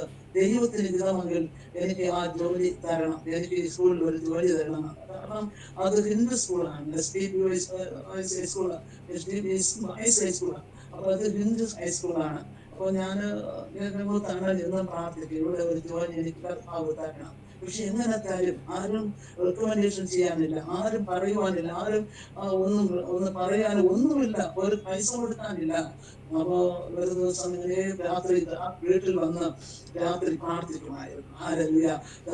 കർത്താവിനോട് ഇങ്ങനെ പറഞ്ഞു, കർത്താവേ, എന്റെ ആവശ്യം, എന്റെ ആഗ്രഹം, എനിക്ക് ഈ സ്കൂളിൽ കാരണം ഞാൻ ഒരു ട്രെയിനിങ്, ഫിസിക്കൽ എഡ്യൂക്കേഷൻ പഠിച്ച ഒരു ടീച്ചർ പോസ്റ്റിന് പഠിച്ച ഒരു ട്രെയിനിങ് കോഴ്സ് കഴിഞ്ഞ ഒരാളാണ്. പക്ഷെ എനിക്ക് അർഹതയുണ്ട്, എനിക്ക് ജോലിക്ക് അർഹതയുണ്ട്. പക്ഷെ ഈ സ്കൂളിൽ ഇത്രയും മീറ്റിംഗ് നടക്കുകയാണ്, ഇവിടെ എനിക്ക് ഈ സ്കൂളിൽ ജോലിക്ക് എനിക്ക് അർഹതയുണ്ട്, എനിക്ക് തരണം. അന്ന് ഇവിടെ പ്രസംഗത്തില് ഒരു ദേവദാസൻ പറഞ്ഞു, അർദ്ധരാത്രിയില് അന്വേഷിക്കുക, അതിരാവിലെ അന്വേഷിക്കുന്നവൻ കണ്ടെത്തും, അതിരാവിലെ അന്വേഷിക്കുന്നവൻ കണ്ടെത്തും. അപ്പൊ ഇത് എന്റെ മൂത്ത അണ്ണൻ അത് ശിരസാൽ വഹിക്കുവാനിടയായി. അതിരാവ് എപ്പോഴാ? ഈ അതിരാവ് എപ്പോഴും എന്ന് പറഞ്ഞപ്പോൾ ആദ്യം അതിരാവ് എന്ന് പറഞ്ഞു രാത്രി 12 മണി, 11:45, 12 മണിയോടെ ഒരു ദിവസം കഴിയുകയാണ്. 12 മണി കഴിഞ്ഞ് 12:01, 12:05, അടുത്ത മണിക്കൂറിലേക്ക് എത്തുകയാണ്. അപ്പൊ ഈ 12 മണിയാകുമ്പോൾ എന്റെ മൂത്ത അണ്ണൻ ഒന്ന് വീട്ടിന്റെ അകത്ത് അത് 2 കരം ഉയർത്തി ദൈവത്തോട് ചോദിക്കും, അതിരാവിലെ ഞാൻ ഫസ്റ്റാണ്, കർത്താവേ, ഞാൻ ഫസ്റ്റാണ്, ഞാനാ ഫസ്റ്റ്. അടുത്ത ദിവസത്തിന് മുമ്പേ വന്ന് നിൽക്കുന്ന ആള് ഞാനാ ലൈനിൽ നിൽക്കുന്നതിൽ ഫസ്റ്റ്. അപ്പൊ ഈ ലൈനില് ഈ ജോലിക്ക് വേണ്ടി, അല്ലെങ്കിൽ എന്നെ പോലെ ജോലിക്ക് വേണ്ടി ആരാണ് ഫസ്റ്റിൽ നിൽക്കുന്നോ അവർക്ക് നീ ജോലി കൊടുക്കണം. ഇല്ല എങ്കിൽ നീ എനിക്ക് തരണം. ഞാനാ ഫസ്റ്റ് എങ്കിൽ, നമുക്ക് റേഷൻ കടയിൽ പോയാലും ആദ്യം കാർഡ് കൊടുക്കുന്നവർക്കാ മുൻഗണന. എവിടെ പോയാലും, ഒരു ആസ്പത്രിയിൽ പോയാലും ആദ്യം ടോക്കൺ എടുക്കുന്നവർക്ക് മുൻഗണന. അപ്പൊ ആദ്യ ടോക്കൺ, അങ്ങനെ പറഞ്ഞ് പ്രാർത്ഥിക്കുമായിരുന്നു. ചില ദിവസങ്ങൾ ഇങ്ങനെ പ്രാർത്ഥിക്കും, കർത്താവേ, എന്റെ ആവശ്യം, ഞാൻ എന്നും ഇങ്ങനെ ചുട്ടിവരിച്ച എന്റെ കീഴിൽ സഹോദരങ്ങളുണ്ട്, അവരെ പോറ്റണം. അമ്മയ്ക്ക് അങ്ങനെ ചികിത്സയുടെ ചെറിയ വരുമാനമേ ഉള്ളൂ. പപ്പയാണെങ്കിൽ അങ്ങനെ ഒരു കൂലി വേലയാണ്, അങ്ങനെ ചെറിയ കൂലിപ്പണി ചെയ്യും, മദ്യപി. അങ്ങനെ വളരെ ബുദ്ധിമുട്ടുള്ള ഒരു കുടുംബം. എന്നെ പോലെ കേൾക്കുന്ന ദൈവമക്കൾ പലരും ഉണ്ടാവാം, കഷ്ടതയിൽ കൂടെ നിങ്ങൾ കഴിയുന്നവരുണ്ടാവാം. ആരപ്പെടേണ്ട, വലിയവനായ ദൈവം നിങ്ങളെ അനുഗ്രഹിക്കുകയും നിങ്ങൾക്ക് വേണ്ടി കരുതുകയും ചെയ്യുന്ന ഒരു ദൈവമുണ്ട്. ദൈവത്തിന്റെ മുഖത്തേക്ക് നീ നോക്കുമെങ്കിൽ, ദൈവത്തിന്റെ ആ മുഖത്തേക്ക് നോക്കി കരയുമെങ്കിൽ, സമയം വേർതിരിച്ചിട്ട് ദൈവ മുഖത്തേക്ക് നോക്കി നിലവിളിക്കുമെങ്കിൽ, നിശ്ചയമായി നമ്മെ വിട്ടിട്ട് മാറിപ്പോകുന്ന ദൈവമല്ല നമ്മുടെ ദൈവം. ഹല്ലേലൂയ. അർദ്ധരാത്രി ഇങ്ങനെ പ്രാർത്ഥിക്കുമായിരുന്നു, കർത്താവേ, ഞാനാ ഫസ്റ്റ്, എനിക്ക് തരണം. അങ്ങനെ പ്രാർത്ഥിക്കുമായിരുന്നു. ഒരു ദിവസം ദൈവത്തിന്റെ ആത്മാവ് തന്റെ ഉള്ളില് പറയുവാനിടേ, ആ സ്കൂളിൽ പോയി മാനേജറിനോട്, അവിടുത്തെ സ്കൂൾ മാനേജറിനോട് ജോലി ചോദിക്കാൻ പോയ ആള് പോയ ഉടനെ ആ റൂമിനകത്തിരിക്കുന്ന പടങ്ങളെയൊക്കെ കണ്ടിട്ട് അവരോട് സുവിശേഷം പറയാൻ തുടങ്ങി. ഹല്ലേലൂയ. ഹിന്ദു കട്ടേജ് ആയതുകൊണ്ട് പല പടങ്ങളും അതിൻ്റെ അകത്ത് വെച്ചിട്ടുണ്ട്. അപ്പൊ അത് കണ്ടിട്ട് പറഞ്ഞു, ഇതൊന്നും ദൈവമല്ല, രക്ഷിക്കുന്ന ദൈവം വേറെയാണ്, യേശുവാണ് രക്ഷകൻ എന്ന് പറയാനിടയായി. ആ മാനേജർ എന്റെ മൂത്ത അണ്ണനെ ആട്ടി പുറത്താക്കി. ഹല്ലേലൂയ. ബെല്ലടിച്ചിട്ട് വീണെന്ന് പറഞ്ഞു, ഈ മനുഷ്യനെ കൊണ്ട് വെളിയിൽ വിടാൻ. ഹല്ലേലൂയ. ആ മനുഷ്യനെ കൊണ്ട് വെളിയിൽ വിട്ടു. പിറ്റേ ദിവസവും നേരം എടുത്തപ്പോൾ വീണ്ടും അത് പ്രാർത്ഥിച്ചു. ദൈവാത്മാവ് പറഞ്ഞു വീണ്ടും പോകാൻ പറഞ്ഞു. ഹല്ലേലൂയ. അങ്ങനെ സ്കൂളിൽ പോയി വീണ്ടും ആ മാനേജറിന്റെ റൂമില് പോയി നിന്നു. ഹല്ലേലൂയ. പോയി നിന്നിട്ട് അകത്ത് എന്തെന്ന് ചോദിച്ചു. അകത്ത് പോയപ്പോ, നിങ്ങൾ രക്ഷിക്കപ്പെടണം, നിങ്ങൾ യേശുവിനെ രക്ഷിതാവായി കർത്താവായി സ്വീകരിക്കണം, ഏക രക്ഷകനേ ഉള്ളൂ, യേശു മാത്രമാണ് രക്ഷകൻ, നിങ്ങൾ ഈ സ്കൂളിന്റെ മാനേജറായിട്ട് മാറ്റിയിരിക്കുന്നത് ദൈവമാണ്, ആ ദൈവത്തെ നിങ്ങൾ ആരാധിക്കണം. രണ്ടാമതും പിടിച്ചിറക്കി വിട്ടു. ആ നിരാശയോട് വന്നെങ്കിലും മനസ്സിലൊരു ആശ്വാസം. സുവിശേഷം പറഞ്ഞല്ലോ, ആ മനുഷ്യനോട് സുവിശേഷം പറഞ്ഞല്ലോ, ആ മനുഷ്യനെ യേശു ക്രിസ്തുവിനെ പരിചയപ്പെടുത്തിയല്ലോ. അതുകൊണ്ട് ഇറങ്ങി വന്നെങ്കിലും ഭാരപ്പെട്ടില്ല, മനസ്സിലൊരു ആശ്വാസം. ജോലി കിട്ടിയില്ലെങ്കിലും കുഴപ്പമില്ല, അവർ യേശുവിനെ ഞാൻ പരിചയപ്പെടുത്തി, അവർ അറിഞ്ഞില്ലെങ്കിലോ പരിചയപ്പെടുത്താൻ ഇടയായല്ലോ എന്ന് പറയുകയായി. അതിനുശേഷം കടന്നു വന്നു. വീണ്ടും കർത്താവിന്റെ ജീവിതത്തിൽ കർത്താവ് 2 പ്രാവശ്യം ആട്ടി പാലിച്ചു. മൂന്നാമത്തൊന്നും കർത്താവ് പറഞ്ഞു, നീ വീണ്ടും പോകണം. വീണ്ടും പോയി ആ വാതിൽ നിൽക്കാൻ പറഞ്ഞു. അന്ന് ബയോഡറ്റയും എനിക്ക് ആവശ്യമുള്ള ജോലിക്കുള്ള ബയോഡറ്റ, സർട്ടിഫിക്കറ്റിന്റെ കാപ്പി എല്ലാം കൂടെ എടുത്തുകൊണ്ട് അവർ ചോദിച്ചില്ലെങ്കിലും മേശപ്പുറത്ത് വച്ചിട്ടെങ്കിലും വരണം എന്ന് കടന്നു പോകുവാൻ പറഞ്ഞിടയായി. അന്ന് രാത്രി ആ മാനേജർക്ക് ഒരു വിഷമം. 2-3 ദിവസം ഒരു പയ്യനെ ഞാൻ ആട്ടി പാച്ചു, ഒരു യുവാനക്കാരനാണ്, ആട്ടി പുറത്താക്കി. ഇനി അവൻ വരണമെങ്കിൽ അവനവിടെ ചോദിക്കണം, എന്താണ് നീ എന്തുകൊണ്ട് അങ്ങനെ വരുന്നു എന്ന് ചോദിക്കണമെന്ന് പറഞ്ഞ് കാത്തിരിക്കുകയാണ് ആ മാനേജർ. അങ്ങനെ ഇരുന്നപ്പോ ഞാൻ വീണ്ടും പോയപ്പോൾ പറഞ്ഞ് അകത്ത് വിളിച്ചിട്ട് ചോദിച്ചു, ഞാൻ 2-3 പ്രാവശ്യം നിന്നെ ആട്ടി പുറത്താക്കി, പക്ഷെ നീ പോയില്ലല്ലോ, വീണ്ടും വരാനുള്ള ഒരു കാരണം എന്തെന്ന് ചോദിച്ചപ്പോൾ പറഞ്ഞു, ഈ ബയോഡറ്റയും എല്ലാം അവരുടെ കയ്യിൽ കൊടുത്തിട്ട് പറഞ്ഞു, എനിക്ക് ഇതിനേക്കാൾ വലുതാണ് യേശു, യേശുവിനെ കുറിച്ച് സാറിന്റെ അടുത്ത് പറഞ്ഞതിൽ ഞാൻ വളരെ സന്തോഷിക്കുന്നു. പക്ഷെ അതുപോലെ എനിക്കൊരു ജോലി, ഞാൻ ഇത്രയൊക്കെ പഠിച്ചിട്ടുണ്ട്, വളരെ ദാരിദ്ര്യമുള്ള ഒരു കുടുംബത്തിലാണ്, എന്റെ സഹോദരിമാരി എന്റെ പുറകെ 5 പെൺ സഹോദരിമാരുണ്ട്, എന്റെ അമ്മയും പ്രത്യേകത്തിൽ പ്രായമുള്ളവര് 3 സഹോദരന്മാരുണ്ട്, അവരെ എന്റെ ഇളയതാണ്, 3ാമതാണ് എന്റെ മൂത്താണ്ണൻ, 2 ചേച്ചി, 3ാമതാണ് എന്റെ മൂത്താണ്ണൻ. അപ്പോൾ ഇങ്ങനെ ഒരു കഷ്ടപ്പെട്ട കുടുംബമാണ് ഞങ്ങളുടെ കുടുംബം. സാർ എന്തെങ്കിലും ഒരു ജോലി, എന്റെ ഈ പഠിത്തം അനുസരിച്ച് ഏതെങ്കിലും ഒരു ജോലി, എനിക്ക് പഠിത്തം അനുസരിച്ചുള്ള ജോലി അല്ലെങ്കിലും ഏതെങ്കിലും ഒരു ജോലി നിരന്തരമായിരിക്കും എന്ന് പറയുവാനിടയായി. പറഞ്ഞു, അപ്പോ ശരി, നീ പോയിട്ട് വാ, പിന്നെ പറയാം. പിറ്റേ ദിവസം എന്റെ അണ്ണൻ പോയി. വീണ്ടും ഞാൻ വിളിക്കാമെന്ന് പറഞ്ഞു. പിന്നെ വിളിച്ചിട്ട് പറഞ്ഞു, എന്തായാലും നീ അടുത്ത ആഴ്ചയില് എന്റെ പഠിത്തം അനുസരിച്ച് തന്നെ NCC ടീച്ചറായി, അതായത് NCC ഓഫീസറായി ഇവിടെ ജോലിയിൽ കയറാൻ പാടും. വീട്ടിൽ വന്നിട്ട് ഞങ്ങൾക്ക് അന്നൊരു ചെറിയ റേഡിയോ ഉണ്ടായിരുന്നു. ആ റേഡിയോ അന്ന് കൊണ്ട് 750 രൂപയ്ക്ക് ഒരു വീട്ടിൽ പണയം വെച്ചിട്ട് ആ പൈസ അമ്മ കൊടുത്തേച്ച് കൊണ്ടുവന്ന് അവിടെ എന്തോ ഒരു ചെറിയ ഇത് കെട്ടി വെച്ചിട്ട് അന്ന് ജോലിയിൽ കയറുവാനായി. എന്റെ മൂത്താണ് അങ്ങനെ NCC ഓഫീസറായിട്ട് സ്കൂളിലെ പള്ളുരുത്തിയില് ജോലി നോക്കുവാൻ തന്നിടയായി. ആ പ്രാർത്ഥനയാണ് ഞാൻ എന്തുകൊണ്ട് ഇത് പറയുന്നത് വെച്ചാൽ, ഈ അർദ്ധരാത്രി 12 മണിക്കുള്ള പ്രാർത്ഥനയാണ് എന്റെ അണ്ണനെ ആ രീതിയിൽ ആ ജോലിക്ക് ഏൽപ്പിച്ചത്, ആരുടെയും റെക്കമെൻഡേഷൻ ഇല്ലാതെ. അപ്പൊ ഞാനും അതുപോലെ തന്നെ എന്റെ പുതിയ പ്രായത്തില് ദൈവസന്നിധിയിൽ പ്രാർത്ഥിക്കുന്ന ഒരു അനുഭവം ഉണ്ടായിരുന്നു. ഞാൻ കോളേജിലെ പഠിത്തം കഴിഞ്ഞു രക്ഷിക്കപ്പെട്ട് സ്നാനപ്പെട്ട അഭിഷേകം പ്രാപിച്ചു വന്നപ്പോൾ എന്റെ വീട്ടിലെ ആഭരണം ഇടാതിരിക്കുന്നത് വലിയൊരു ബുദ്ധിമുട്ടാണ്. എന്ന് വെച്ചാൽ ആഭരണം, തമിഴ്നാട്ടില് ആഭരണം വെയ്യ, അങ്ങനെ വീട്ടില് ഒരു ചെയിനും കമ്മലും ഇടണം. പക്ഷെ എന്റെ പള്ളിയിലുള്ള ആരും രക്ഷിക്കപ്പെട്ടവർ സ്നാനപ്പെട്ടവര് ആഭരണം ഇടുന്നില്ല. ഇന്ന് ആഭരണം ഇടുന്ന പള്ളികളുണ്ട്, അത് അവരുടെ ഇതിന് വേണ്ടി അത് വിട്ടിരിക്കുക, അത് അവരുടെ താല്പര്യമാണ്, അവിടുത്തെ നിയമവും അവിടുത്തെ ഉപദേശം. അതൊന്നും ഞാൻ അതിനായിട്ട് കൈകടത്തുന്നില്ല, എന്റെ അനുഭവം മാത്രമാണ് ഞാൻ പറയുന്നത്. എനിക്ക് ആഭരണം ഇടുന്നതിൽ അന്ന് വലിയ താല്പര്യമൊന്നുമില്ല. സ്നാനപ്പെടുമ്പോൾ ആഭരണം മാറ്റില്ല, അതോടൊപ്പം ശേഷം കർത്തൃമേശ എടുക്കുമ്പോൾ കർത്തൃമേശയും സ്നാനവും എടുക്കുമ്പോൾ ആഭരണം പിന്നെ ഇടുന്നത് അന്നത്തെ ഇതില് സഭ അനുവദിച്ചിട്ടില്ല. അപ്പോ ഞാൻ ആഭരണമായിട്ടാണ് എൻ്റെ 2 സഹോദരിമാർക്ക് വിവാഹ ആലോചന വരാൻ തുടങ്ങി. അപ്പൊ ഞാനാണ് ഒരു മുട്ടുകട്ടയായിട്ട് നിൽക്കുന്നത്, തടസ്സമായിട്ട് അവർക്ക് തടസ്സമായി നിൽക്കുന്നത്. ഞാൻ ബന്ധുക്കാരിയ, മറ്റുള്ളവരെ ആഭരണം ഇടുന്നത് എന്റെ സഹോദരങ്ങളൊക്കെ പള്ളിയിൽ വരുന്നെങ്കിലും അവരൊക്കെ ആഭരണം ഇട്ടുകൊണ്ടാണ് വരുന്നത്. അപ്പോൾ ഞാനത് തടസ്സം. അതുകൊണ്ട് പപ്പ എന്റെ മൂത്താണ്ണൻ പറഞ്ഞു, എന്തായാലും പപ്പയുടെ അമ്മയുടെ ഇഷ്ടത്തിന് നിങ്ങൾ ഇതുവരെയും മറ്റൊരു മോശമായ ഒരു വഴിക്ക് പോകാതെ നിങ്ങൾ ആയിരിക്കുന്നത് കൊണ്ട് നിങ്ങൾക്ക് വേണ്ടി നീ ആഭരണം ഇടാത്തതാണ് തടസ്സമെങ്കിൽ നീ ആഭരണം ഇടണം. അവര് പറയുന്നത് പോലെ കേൾക്കണം. വിവാഹത്തിന് മുമ്പേ അമ്മയും മക്കളെയും മിക്കയും പോലെ കേൾക്കണം എന്ന് പറയുവാനിടയായി. എന്റെ മുത്തണ്ണങ്ങനെ എന്റെ അടുത്ത് ഞാൻ ആഭരണം മാറ്റിയപ്പോൾ എന്നോടൊന്ന് പറഞ്ഞു, എന്റെ ആഭരണത്തെ എടുത്ത് അമ്മയോട് വാങ്ങിച്ചിട്ട് പറഞ്ഞു ഇത് കയ്യിലിടാം. അപ്പൊ ഞാന് ഭയങ്കര സാക്ഷ്യം പിടിച്ചു, ഞാൻ ഇടൂല, കരഞ്ഞു. അപ്പൊ ഒരു വടി എടുത്തിട്ട് പറഞ്ഞു, നീ ഇട്ടില്ലെങ്കിൽ ഞാൻ അടിക്കും. എന്റെ മുത്തണ്ണനും അടിക്കും. ആ ഒരു കാര്യം ചെയ്യും, നീ ഇത് ഇടുക.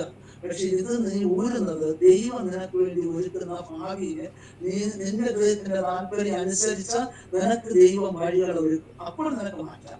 അതൊരു അമ്മയും അപ്പയും പറയും പോലെ കേട്ട് അവര് പറയുന്നത്, കാരണം അവര് പറയുന്നതിൽ ഒരു അർത്ഥമുണ്ട്. രണ്ടുപേരും താഴെ വരെയാണ്, അതുകൊണ്ട് നീ ഇട്ടിരിക്കണം. പക്ഷെ വിവാഹം എന്ന് പറയുന്നത് അത് ദൈവം നിശ്ചയിച്ചുകൊള്ളും. അതിനെക്കുറിച്ച് നീ ഭാരപ്പെടേണ്ട.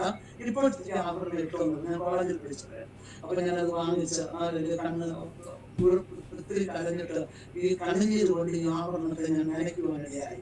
എന്റെ കയ്യിൽ വെച്ചിട്ടുള്ള കണ്ണുനീർ ഒഴുക്കി അതിനെ കഴുകി കളയുവാനിടയായി. ഞാനിങ്ങനെ പറഞ്ഞ കർത്താവേ, എന്റെ കണ്ണുനീർ കൊണ്ട് ഞാൻ ഈ ആഭരണത്തെ കഴുകുകയാണ്.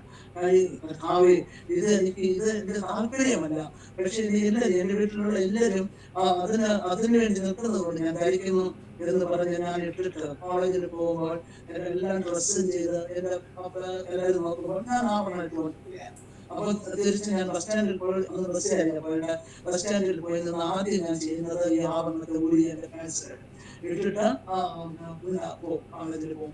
ഒരു അങ്ങനെ പോയി കോളേജിൽ പോകുമ്പോൾ ഞാൻ പെന്തക്കോസ്തുകാരിയാ. ഞാൻ അന്ന് പെന്തക്കോസ്തുകാരി എന്നാ പറയുന്നത്, ഞാൻ പെന്തക്കോസ്തുകാരി. ഇന്ന് അതിന് നേരെ മറിച്ച ഇന്നത്തെ വിശ്വാസകോളം. വീട്ടിൽ വരുമ്പോൾ പെന്തക്കോസ്ത്, വെളിയിൽ പോകുമ്പോൾ ആഭരണം കെട്ടുകൊണ്ട് പോകുന്നത്. ആ അവസ്ഥ ഇന്നത്തെ വിശ്വാസികൾ ചെയ്യുന്നത്. ഒരിക്കലും അങ്ങനെ ചെയ്യരുത്. ഹൃദയത്തിന്റെ താല്പര്യം അറിയുന്ന ഒരു ദൈവമുണ്ട്. നമ്മൾ ദൈവസേനയിൽ വിശ്വസ്തയായിരിക്കുമ്പോൾ ദൈവം നമുക്ക് വേണ്ടി എത്രയോ 100 മടങ്ങ് വിശ്വസ്ത കാണിക്കുന്ന ദൈവമാണ് നമ്മുടെ ദൈവം.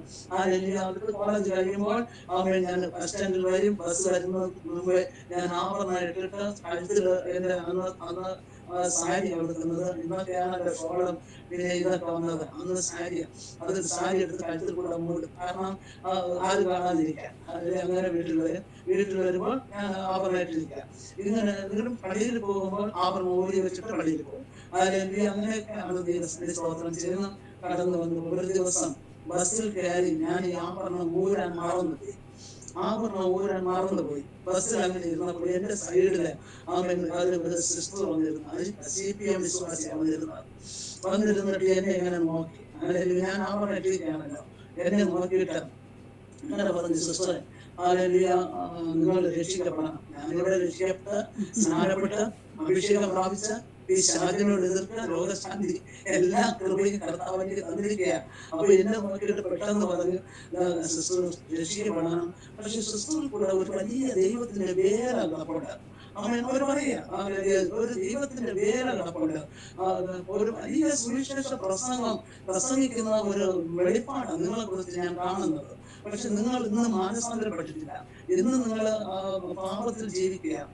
ഇന്ന് നിങ്ങൾ ലോക ഇന്നത്തിലേക്ക് ജീവിക്കുക എന്ന് പറഞ്ഞിട്ട് ഇങ്ങോട്ട് അങ്ങനെ സുവിശേഷവും അതിന്റെ ഇടയിൽ കൂടെ ഒരു താക്കീതും ഒക്കെ തരിക. എന്നിലുള്ള ആത്മീയ മനുഷ്യൻ ഉണരുവാനിടയായി. അപ്പൊ ഞാൻ എന്റെ കർത്താവിനെ ഞാൻ വിളിക്കുന്നവളായി, എന്റെ കർത്താവിനെ ഞാൻ വീണ്ടും ക്രൂശിക്കുന്നവളായി. എന്നിലിരിക്കുന്ന ശക്തിയെ മറ്റവർ അറിയാത്ത രീതിയിൽ ഞാനൊരു കുരുട് പിടിച്ചവളായിരിക്കുന്നല്ലോ. ഉടനെ ഞാൻ അപ്പോഴാണ് ശ്രദ്ധിക്കുന്നത്, ഞാൻ ആഭരണം ഇട്ടിരിക്കുന്നു. ഹല്ലേലൂയാ. ഉടനെ എന്റെ കർത്താവിനോട് സോറി, താല ഛേദിക്കേണ്ടത് വന്നാൽ എന്റെ പ്രാണപ്രിയനെ വിൽക്കാൻ ഞാൻ ആഗ്രഹിക്കുന്നില്ല. നിശ്ചയമായി ഇനി ഒരിക്കലും ഹല്ലേലൂയ. കേൾക്കുന്നവര് ആഭരണം ഇട്ട് വിശ്വാസത്തിൽ നിൽക്കുന്നവരായിരിക്കാം. അത് നിങ്ങൾക്കൊരു തടസ്സമെങ്കിലും ആയിക്കോട്ടെ. അത് ദൈവം നിങ്ങളെ മാറ്റി വെക്കേണ്ടത്. പക്ഷെ എന്റെ അനുഭവമാണ് ഞാൻ പറയുന്നത്. എന്റെ ദൈവം വിളിച്ചു വേർതിരിച്ചതാ. ഒന്ന് പത്രോസിന്റെ ലേഖനം 5-ാം അധ്യായത്ത് ഒരു ദിവസം ഇതൊക്കെ എന്നെ അന്ന് ടച്ച് ചെയ്തത്. ആവരണം നിനക്ക് വിരോധമായി ഒരു ദിവസം സാക്ഷ്യം പറയും. ഹല്ലേലൂയ. അത് ബൈബിളിൽ ഇങ്ങനെ പറയുന്നു, അതിന്റെ ആഭരണം. ഹല്ലേലൂയ.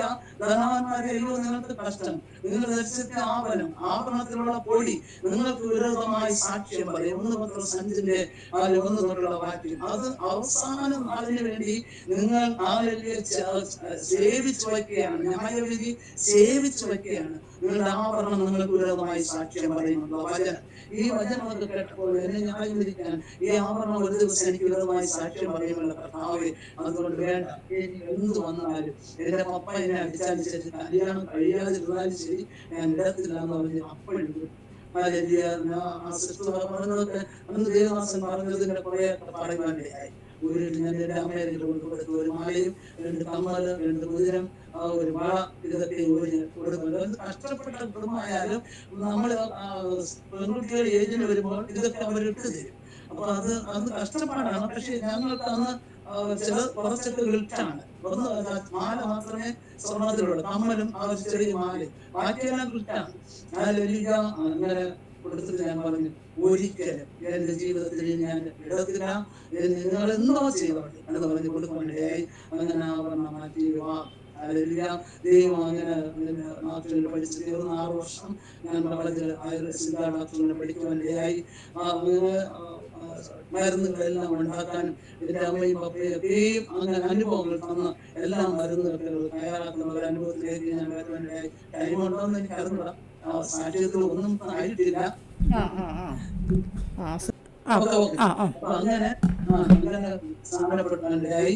സ്നാനപ്പെട്ടിട്ട് കടന്നു വന്നിട്ട് കർത്താവിന്റെ വിവാഹം നടക്കുവാനിടയായി. എന്റെ വിവാഹം ദൈവത്തിന്റെ പ്രകാരം വിവാഹം നടക്കുന്നതിന് മുമ്പ് ദൈവനെ കാണിച്ചു എനിക്ക് വരുന്ന വരരെയും എനിക്ക് തരുന്ന ഞാൻ പോകുന്ന സ്ഥലത്തെയും എനിക്ക് ദൈവനെ കാണിക്കുവാനിടയായി. അതുകൊണ്ട് വേറെ ഒന്നും ചിന്തിച്ചിട്ടില്ല. ഞാൻ വേറൊരു വീഡിയോയിൽ പറഞ്ഞതുപോലെ പോയി പഠിക്കട്ടെ, പെന്തക്കോസ്തിൽ പോയി പഠിക്കട്ടെ എന്ന് എന്റെ വിവാഹം നടത്തി വയ്ക്കുവാനിടയായി. വിവാഹം നടന്നു. വീട്ടിലേക്ക് കടന്നു വന്ന് ഞാൻ പറഞ്ഞതുപോലെ എന്റെ പേരുള്ള ഒരു ഭർത്താവിനെ എനിക്ക് വേണമെന്ന് ദൈവത്തോട് പ്രാർത്ഥിച്ചു. അപ്പൊ എന്റെ ഒരു ചേച്ചി എന്നോട് പറഞ്ഞു, ഈ പെന്തക്കോസ്തിൽ പോയി 10 പൈസയ്ക്ക് സ്തോത്രം പറഞ്ഞ് വീടുകൾ തോറും എന്റെ ഭർത്താവ് വീടുകൾ തോറും സ്തോത്രം പറഞ്ഞ് ജീവിക്കും.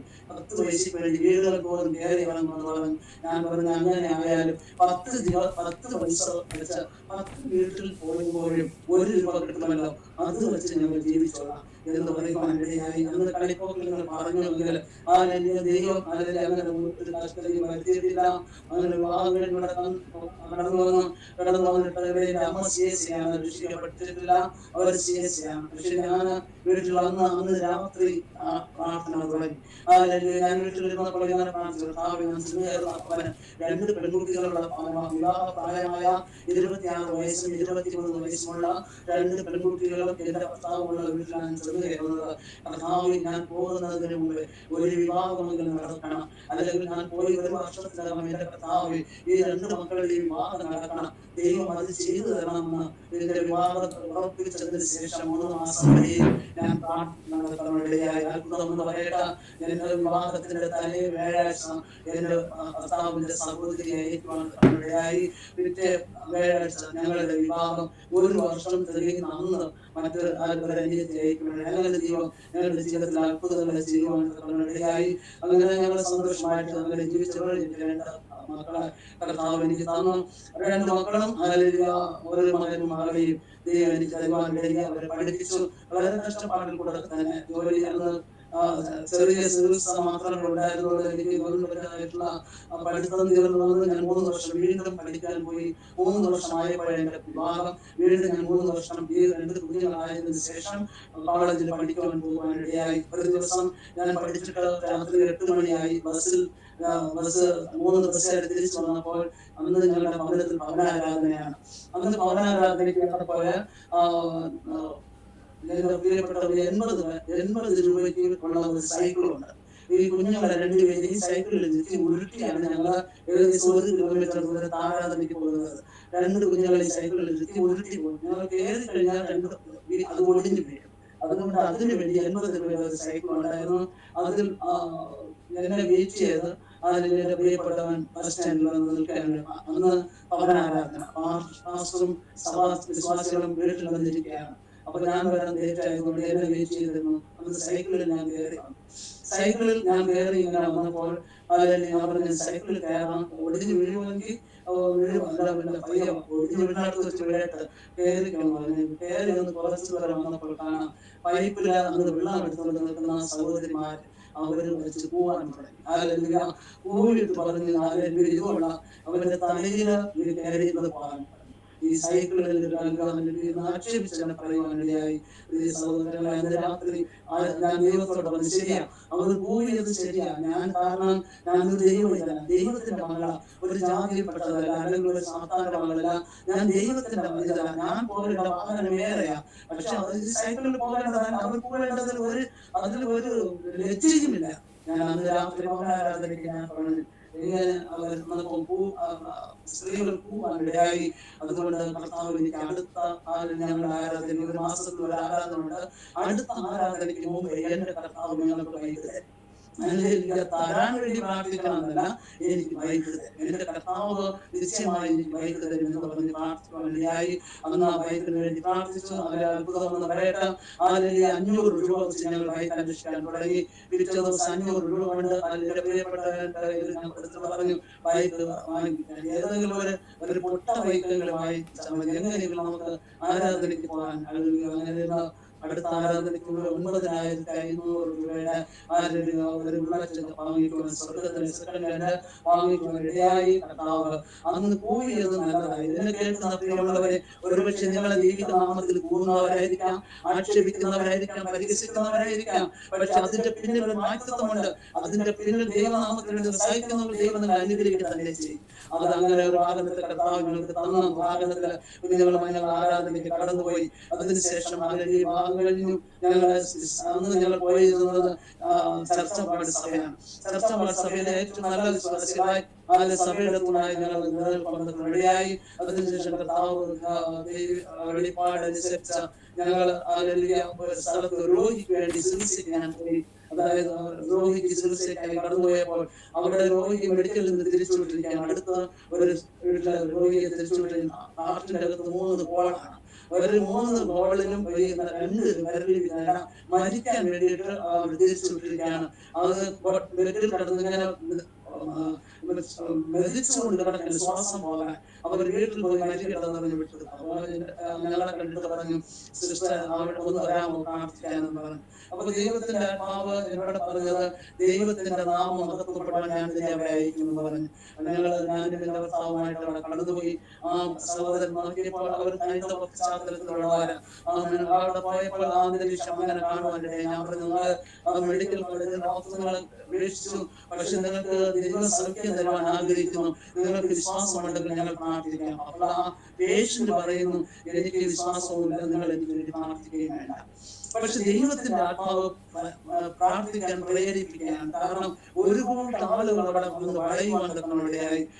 ഞങ്ങളെ കണ്ടപ്പോൾ ആ ദേശത്തുള്ള എല്ലാ പേരും ആ വീട്ടിൽ വന്നു. വന്ന ഉടനെ ഞാൻ അവരുടെ സുവിശേഷം പറഞ്ഞിട്ട് ഞാൻ പറഞ്ഞു, നിങ്ങൾക്ക് വേണ്ടെങ്കിൽ, നിങ്ങൾക്ക് സൗഖ്യം വേണ്ടെന്ന് നിങ്ങൾ പറയുന്നു, പക്ഷെ യേശു നിങ്ങളെ സൗഖ്യമാക്കാൻ ആഗ്രഹിക്കുന്നു. അത് നിങ്ങൾക്ക് വേണ്ടി അല്ല, ഈ നിൽക്കുന്ന ജനത്തിന് വേണ്ടി. അതുകൊണ്ട് ഞങ്ങൾ പ്രാർത്ഥിക്കും, നിങ്ങളെ ദൈവം സൗഖ്യമാക്കും, ഈ ജനത്തെ ദൈവം വിടിവിക്കും. ഹല്ലേലൂയ.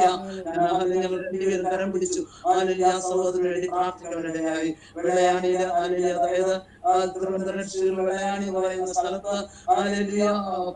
സ്ഥലത്താണ് ഞങ്ങൾ പോയത്.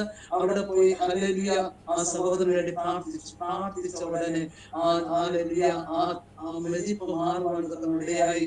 ആ സഹോദരൻ സൗഖ്യമാകുവാനിടയായി. ഇത് കണ്ടിട്ട് ഒരു കൂട്ടം 10-50 പേർ അവിടെ കൂടുവാനിടയായി. അവരുടെ സുവിശേഷം പറഞ്ഞു. അന്ന് അവിടെ ഒരു വലിയ ഉണർവ് കർത്താവ് അയക്കുവാൻ തക്കനിടയായി. അവിടെ ഹല്ലേലൂയ വളരെ എല്ലാവർക്കും ഇങ്ങനെ പ്രാർത്ഥിക്കണം. ആ മനുഷ്യൻ എണീറ്റിരുന്നു ഹല്ലേലൂയ ആഹാരം ഭക്ഷിക്കുന്നത് കാണുവാൻ ഇടയായി. കാരണം അത് ഞങ്ങളുടെ മെടുക്കോ ആ മനുഷ്യന്റെ വിശ്വാസമല്ല, അവിടെ നിൽക്കുന്ന ദൈവത്തെ അറിയാതെ അനേക ദൈവദാസന്മാരെ കൈ വെട്ടിക്കളഞ്ഞ സ്ഥലമാണ്. ഹല്ലേലൂയ കല്ലിയൂർ എന്ന് പറയുന്ന സ്ഥലം, അതായത് കല്ലിയൂർ എന്ന് പറയുന്ന സ്ഥലത്ത് പുരോഹിതന്മാരുടെ കൈവെട്ടിയ സ്ഥലമാണ്. 2 വർഷത്തിന് മുമ്പ് ഒരു പാസ്റ്റർ സുവിശേഷം പറഞ്ഞെന്ന് പറഞ്ഞ ഹല്ലേലൂയ അവിടെ കൈവെട്ടിയ സ്ഥലമാണ്. അപ്പൊ അവിടെ ഉള്ള ജനത്തെ രക്ഷിക്കണമെന്ന് ദൈവത്തിന് പദ്ധതികളെ കൊണ്ട് ആമേൻ അവിടെ ഒരു ഹല്ലേലൂയ ഒരു അത്ഭുതം ചെയ്യുവാൻ തക്കവിടെ ഇന്നും ആ മനുഷ്യൻ ജീവിച്ചിരിക്കുകയാണ്. വർഷം ഏകദേശം 20 കഴിഞ്ഞു. ഹല്ലേലൂയ ഇന്നും ആ മനുഷ്യൻ ഇന്നും ഉണ്ട്. കർത്താവിന്റെ കൃപ ഉടനെ അവിടെ ഞങ്ങള് അടുത്ത വീട്ടിൽ പ്രാർത്ഥിക്കണം. അങ്ങനെ എല്ലാ വീടുകളിലും പ്രാർത്ഥന തുടങ്ങി. അതിനുശേഷം ദൈവത്തിന്റെ ആത്മാവ് പറഞ്ഞു ആരാധന അവിടെ തുടങ്ങുവാൻ പറഞ്ഞു. ഹല്ലേലൂയ മാറി മാറി എല്ലാ ഞായറാഴ്ചയും ഞങ്ങൾ അവിടെ ആരാധന വീടുകളിൽ ആരാധന തുടങ്ങുവാൻ ഇടയായി. ഇന്ന് ആ കല്ലിയുടെ പ്രദേശത്തില് ഹല്ലേലൂയ ഒരു വലിയ സഭ ഹല്ലേലൂയ കോവളം ചർച്ചപ്പാടിന്റെ കീഴിൽ ഒരു വലിയ സഭ അവിടെ പ്രവർത്തിച്ചുകൊണ്ടിരിക്കുന്നു. കർത്താവ് അന്ന് ആദ്യം തന്നെ 18 പേര് സ്നാനപ്പെടുവാൻ സ്വർഗ്ഗത്തിലെ ദൈവം ഒരുക്കി. അതിനുശേഷം 12 പേര് സ്നാനപ്പെടുവാൻ ഒരുക്കി. അങ്ങനെ അതിൽ വെള്ളയണി കായല് അനേക സ്നാനങ്ങൾ നടത്തുവാനും വലിയ ഒരു സ്നാനം പണി ചെയ്യുവാൻ സ്വർഗ്ഗത്തിലെ ദൈവം ഇടയാക്കി. ദൈവത്തിന്റെ സ്തോത്രം. എന്നെ കേൾക്കുന്ന പ്രിയ ദൈവവേദനെ, ഞാനൊരു ഡോക്ടറാണ്, പക്ഷെ അതിന് പുറമായി പ്രവർത്തിക്കുന്ന ഒരു ദൈവമുണ്ട്. ഏത് ഡോക്ടർമാർ ഉപേക്ഷിച്ചാലും ഏത് വൈദ്യന്മാർ ഉപേക്ഷിച്ചാലും ആമീൻ എന്നെ കുറിച്ച് ദൈവത്തിന്റെ ഒരു പദ്ധതി ഉണ്ടെങ്കിൽ നിശ്ചയമായി ദൈവം നിന്നെ മാനിക്കുക തന്നെ ചെയ്യും. അവിടെ ഇങ്ങനെ ഒരു സഭ ഇന്നും കല്ലിയൂരിന്റെ പ്രദേശത്ത് ചർച്ചപ്പാട് സഭ നടന്നുകൊണ്ടിരിക്കുകയാണ്. 350ഓളം വിശ്വാസികളുള്ള ഒരു സഭ അവിടെ നടക്കുന്നു. ഞങ്ങൾ അവിടെ നിന്ന് മാറി ഹല്ലേലൂയ സഭയിൽ നിന്ന് അത് സെൻട്രൽ കേൾപ്പിച്ചിട്ട് ഞങ്ങൾ കർത്താവ് പറഞ്ഞു മാറുവാൻ പറഞ്ഞു. ഞങ്ങൾ മാറി ഞങ്ങൾ പോയി വന്ന മാതൃസഭയിൽ തന്നെ വീണ്ടും ഞങ്ങൾ കടന്നു പോകാൻ ഇടയായി. അവിടെ നിന്ന് ദൈവത്തിന്റെ പ്രവൃത്തി കണ്ടപ്പോൾ അവിടെയും പ്രയാസങ്ങൾ ഉണ്ടായി. ചില രോഗികൾ സൗഖ്യമായപ്പോൾ ചില പ്രയാസങ്ങൾ അവിടെ ഉണ്ടാകുകയായി. ഞാൻ ദൈവത്തോട് ചോദിച്ചു കർത്താവേ ഞാൻ എന്ത് ചെയ്യണം? കാരണം അനേകർ സൗഖ്യം പ്രാപിക്കുമ്പോൾ ദൈവം എനിക്ക് തന്ന ഒരു ദാനമാണ്. അത് സൗഖ്യം പ്രാപിക്കുമ്പോൾ അവർക്ക് എല്ലാവർക്കും ഇഷ്ടമല്ലല്ലോ. ഭരണസഭയിലെ വന്നവർ സാക്ഷ്യം വലിയ സിസ്റ്റർ പ്രാർത്ഥിച്ചു, അല്ലെങ്കിൽ വലിയ സിസ്റ്റർ ഞങ്ങൾക്ക് വേണ്ടി പ്രാർത്ഥിച്ചപ്പോൾ സൗഖ്യമായി. അനേക 2 കാലും മടങ്ങി വീട്ടിൽ നിന്ന് കാല് നോക്കാൻ പറ്റാത്ത ഒരു സഹോദരിയെ എന്നെ വിളിച്ചിട്ട് പറഞ്ഞു വലിയ സിസ്റ്റർ വന്ന് പ്രാർത്ഥിക്കുമ്പോൾ ഞാൻ കടന്നുപോയി. ഞാനും എന്റെ പാസ്റ്ററുമായി കടന്നുപോയി പ്രാർത്ഥിച്ചു. ആ കാലപ്പത്തന്നെ 100 വന്നതിനിടയായി. ഞാൻ തന്നെ പിടിച്ച് അവരെ ടോയ്ലറ്റിനൊക്കെ കൊണ്ടുപോയി വിട്ടിട്ട് അവരെ സഹോദരി പള്ളിയിൽ വന്ന് സാക്ഷ്യം പറഞ്ഞു. വലിയ സിസ്റ്റർ വന്ന് പ്രാർത്ഥിച്ച് ഒരിക്കലും നടക്കാൻ പറ്റാത്ത ഒരാഴ്ച കൊണ്ട് വീട്ടിൽ കാല് നോക്കാൻ പറ്റാതിരുന്നത് അമ്മ പ്രാർത്ഥിച്ചപ്പോൾ കർത്താവ് സൗഖ്യമാക്കി അതെന്ന് പറഞ്ഞ് സാക്ഷിച്ച് പറഞ്ഞപ്പോൾ അത് പാസ്റ്ററിന് അത്ര ഇഷ്ടപ്പെട്ടില്ല. അപ്പോൾ എനിക്ക് ഇത് വിഷമമായി. ദൈവത്തോട് കർത്താവ് ഞങ്ങൾ എന്ത് ചെയ്യണം? ഇനി ഞങ്ങൾ എന്ത് ചെയ്യണം? ഇനി ദൈവം എന്ത് ചെയ്യണം? അങ്ങനെ ഇരുന്നപ്പോൾ ദൈവത്തിന്റെ ആത്മാവ് തലേ ദിവസം ഒരു ദർശനം തരുവാനിടയായി. ഒരു ചന്തയിൽ ഞാൻ വാങ്ങിച്ചുകൊണ്ടിരുന്ന മീന് വാങ്ങിച്ചുകൊണ്ടിരുന്ന സാധനങ്ങളെല്ലാം തീർന്ന് ചന്ത പൊളിയുവാൻ തക്കനിടയായി. ചന്ത പൊളിഞ്ഞു പോകുന്നു. അതുകൊണ്ട് ഞാൻ അങ്ങനെ നിന്ന് കറങ്ങിയപ്പോൾ പെട്ടെന്ന് ഒരാൾ പറയുന്നു കിഴക്കോട്ട് പോയാൽ ഒരു ചന്ത ഇന്ന് കൂടുന്നതാണ്. ഇന്ന് കൂടുന്ന ഒരു ചന്ത ഉണ്ട്, നിങ്ങൾ അവിടെ പോയാൽ നിങ്ങൾക്ക് ആവശ്യമുള്ള സാധനങ്ങൾ കിട്ടും എന്ന് പറയുവാനിടയായി. ഞാൻ അവിടെ പോയപ്പോൾ ഒരു പുതിയ ചന്ത തുടങ്ങുന്നു. അവിടെ നിന്ന് എനിക്ക് ആവശ്യമുള്ള സാധനങ്ങൾ വാങ്ങിച്ചുകൊണ്ട് പോകുന്നതായിട്ടുള്ള ഒരു ദർശനം തരുവാൻ ദൈവം ഇടയാക്കി. ദർശനം ലഭിച്ചവൻ ദർശനം കർത്താവ് തരുന്നുവെങ്കിൽ അതിനൊരു ദർശനത്തിനൊരു അവധി വെച്ചിട്ടുണ്ട്. അത് സമാപ്തിയിലേക്ക് ബന്ധപ്പെടുന്നു. ദൈവവേദന ആ ദർശനം കണ്ടപ്പോൾ ഞാൻ പെട്ടെന്ന് വിചാരിച്ചു നമ്മൾ ഇനി ഒരു കാര്യം ചെയ്യുമ്പോൾ 2 ആഴ്ചക്ക് നമ്മുടെ സഭയിൽ പോകണ്ട. 2-3 ആഴ്ചക്ക് നമ്മുടെ സഭ, കാരണം ആരെങ്കിലും വന്ന് സാക്ഷ്യം പറയുമ്പോൾ അത് അവിടെ ഉള്ളവർക്ക് ചിലർക്ക് ഇഷ്ടപ്പെടുന്നില്ല. അതുകൊണ്ട് നമുക്കൊരു കാര്യം ചെയ്യാം, നമ്മുടെ സെന്ററിന്റെ കീഴിൽ തന്നെ വേറെ ഒരു സഭയിൽ നമുക്ക് തൽക്കാലം 2 ആഴ്ച പോകാമെന്ന് ചിന്തിച്ചപ്പോഴത്തേക്ക് ഞായറാഴ്ചയായി. ഞാൻ ശനിയാഴ്ചയാണ് ഈ ദർശനം കാണുന്നത്. ഞായറാഴ്ച കോട്ടൂരില് ഒരു സഭയിൽ പോകാൻ വേണ്ടി ഞങ്ങൾ എല്ലാം തയ്യാറായി. അപ്പൊ ഞാൻ എന്റെ ഹസ്ബൻഡിനോട് പറഞ്ഞു പെട്ടെന്ന് വിളിച്ച് ചോദിക്കാൻ അവിടുത്തെ ആരാധന എപ്പോഴാണെന്ന് ചോദിക്കാൻ പറഞ്ഞു. കാരണം നമ്മൾ ഇവിടെ നിന്ന് പോകുമ്പോൾ ഏകദേശം 1.5 മണിക്കൂറാവും അവിടെ ചെന്നെത്താൻ. അതുകൊണ്ട് ചോദിക്കണം പാസ്റ്റർ അവിടുത്തെ ആരാധന എപ്പോഴാണെന്ന്. അപ്പൊ വിളിച്ചപ്പോൾ പാസ്റ്റർ പറഞ്ഞു ഇവിടെ 8 മണി തൊട്ട് 9:30-10 മണി വരെ ആരാധന. അപ്പൊ പിന്നെ പോകാൻ പറ്റത്തില്ല. എന്തായാലും ഞാൻ ഉടനെ തീരുമാനിച്ചു, ഒരു കാര്യം ചെയ്യാം, ഒരു സഭയിലും പോണ്ട, ഒരു പാസ്റ്റർ ഉണ്ടല്ലോ, ഒരു പാസ്റ്റർ വീട്ടിൽ പ്രാർത്ഥിക്കുന്ന ഒരു പാസ്റ്റർ ഉണ്ട്, അതിൽ കുറച്ച് സഹോദരന്മാരും കൂട്ടിയിരുത്തി അങ്ങനെ ഒരു പാസ്റ്റർ ഉണ്ട്, ആ പാസ്റ്റർ വീട്ടിൽ നമുക്ക് പോകാം, അന്ന് ഒരു 2 ആഴ്ച നമുക്ക് ആ കൂട്ടായ്മയിൽ പങ്കെടുക്കാം എന്ന് പറഞ്ഞാൽ ഞങ്ങൾ അങ്ങോട്ട് പോകുവാനിടയായി. അങ്ങോട്ട് പോയപ്പോൾ കാണാം, അവിടെ സഭ ആരാധനയുടെ ഉദ്ഘാടനമാണ്.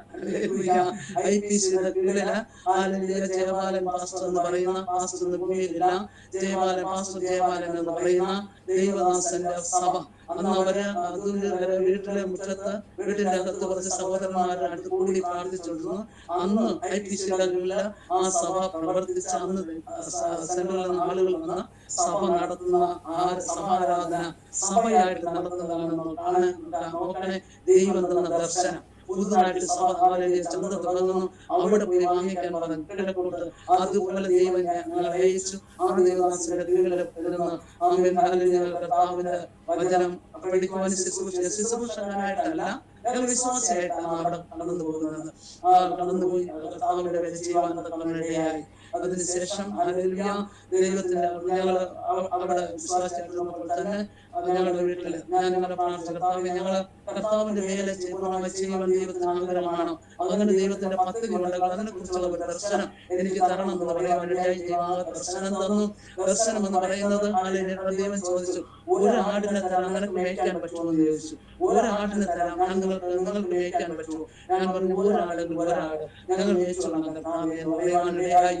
അങ്ങനെ ഇരുന്ന് എന്റെ ട്രീറ്റ്മെന്റിന് വേണ്ടി നട്ടെല്ല് വളഞ്ഞ ഒരു സഹോദരി ട്രീറ്റ്മെന്റിന് വേണ്ടി കടന്നു വന്നു. നട്ടെല്ല് വളഞ്ഞ കസേരയിൽ ഇരിക്കാനോ കിടക്കുവാനോ ഒന്നും പറ്റാതെ കടന്നു വരുവാൻ ഇടയായി. അപ്പൊ ഞാൻ പറഞ്ഞു, അവർക്ക് ഞാൻ ട്രീറ്റ്മെന്റ് ചെയ്തു. അതോടൊപ്പം സുവിശേഷം പറഞ്ഞു. ഞാൻ പറഞ്ഞു, യേശുവിനെ രക്ഷിതാവും കർത്താവായി സ്വീകരിച്ച നിങ്ങൾ ഈ ലോകത്തിൽ മരണമുണ്ട്, അതിനുശേഷം ഒരു ന്യായവിധിയുണ്ട്, ആ നിത്യതയിലേക്ക് കടന്നു പോകാൻ നിങ്ങൾക്ക് കഴിയും. അതുകൊണ്ട് നിങ്ങൾ ദൈവകാരങ്ങളിലേക്ക് ഏൽപ്പിച്ച യേശുവിനെ രക്ഷിതാവായി സ്വീകരിക്കാൻ പറ്റുമോ എന്ന് ചോദിച്ചു. മനസ്സാ ഞങ്ങൾ യേശുവിനെ രക്ഷിതാവായി. കാരണം 10 ദിവസം എന്റെ വീട്ടിൽ അവർ ഉണ്ടായിരുന്നു.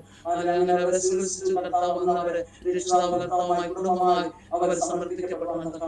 അങ്ങനെ ഒരു ആടിനെ ദൈവം തരുവാനിടയായി. അതോടെ ചേർന്ന് ഞങ്ങളുടെ ഭവനത്തില് ഞായറാഴ്ച രാവിലെ 9 മണി തൊട്ട് 10:30 വരെ ആരാധന തുടങ്ങി. 10:30-ക്ക് ശേഷം ഞങ്ങൾ വീണ്ടും ചർച്ചിൽ പോകും. അങ്ങനെ കർത്താവ് ആരാധിക്കാൻ തുടങ്ങി. അതിനുശേഷം അങ്ങനെ ഉയർത്തി ഞങ്ങളുടെ സഭ അനേക ആൾക്കാർ വരാൻ തുടങ്ങി. വീട്ടിലെ തന്നെ ആരാധന തുടങ്ങുവാൻ ഇടയായി. ഇതിന്റെ ഇടയിൽ ഒരു വലിയ സംഭവം എന്റെ ജീവിതത്തിൽ ഉണ്ടായി. എന്റെ മകളുടെ വിവാഹം ഞാൻ പറഞ്ഞുവല്ലോ.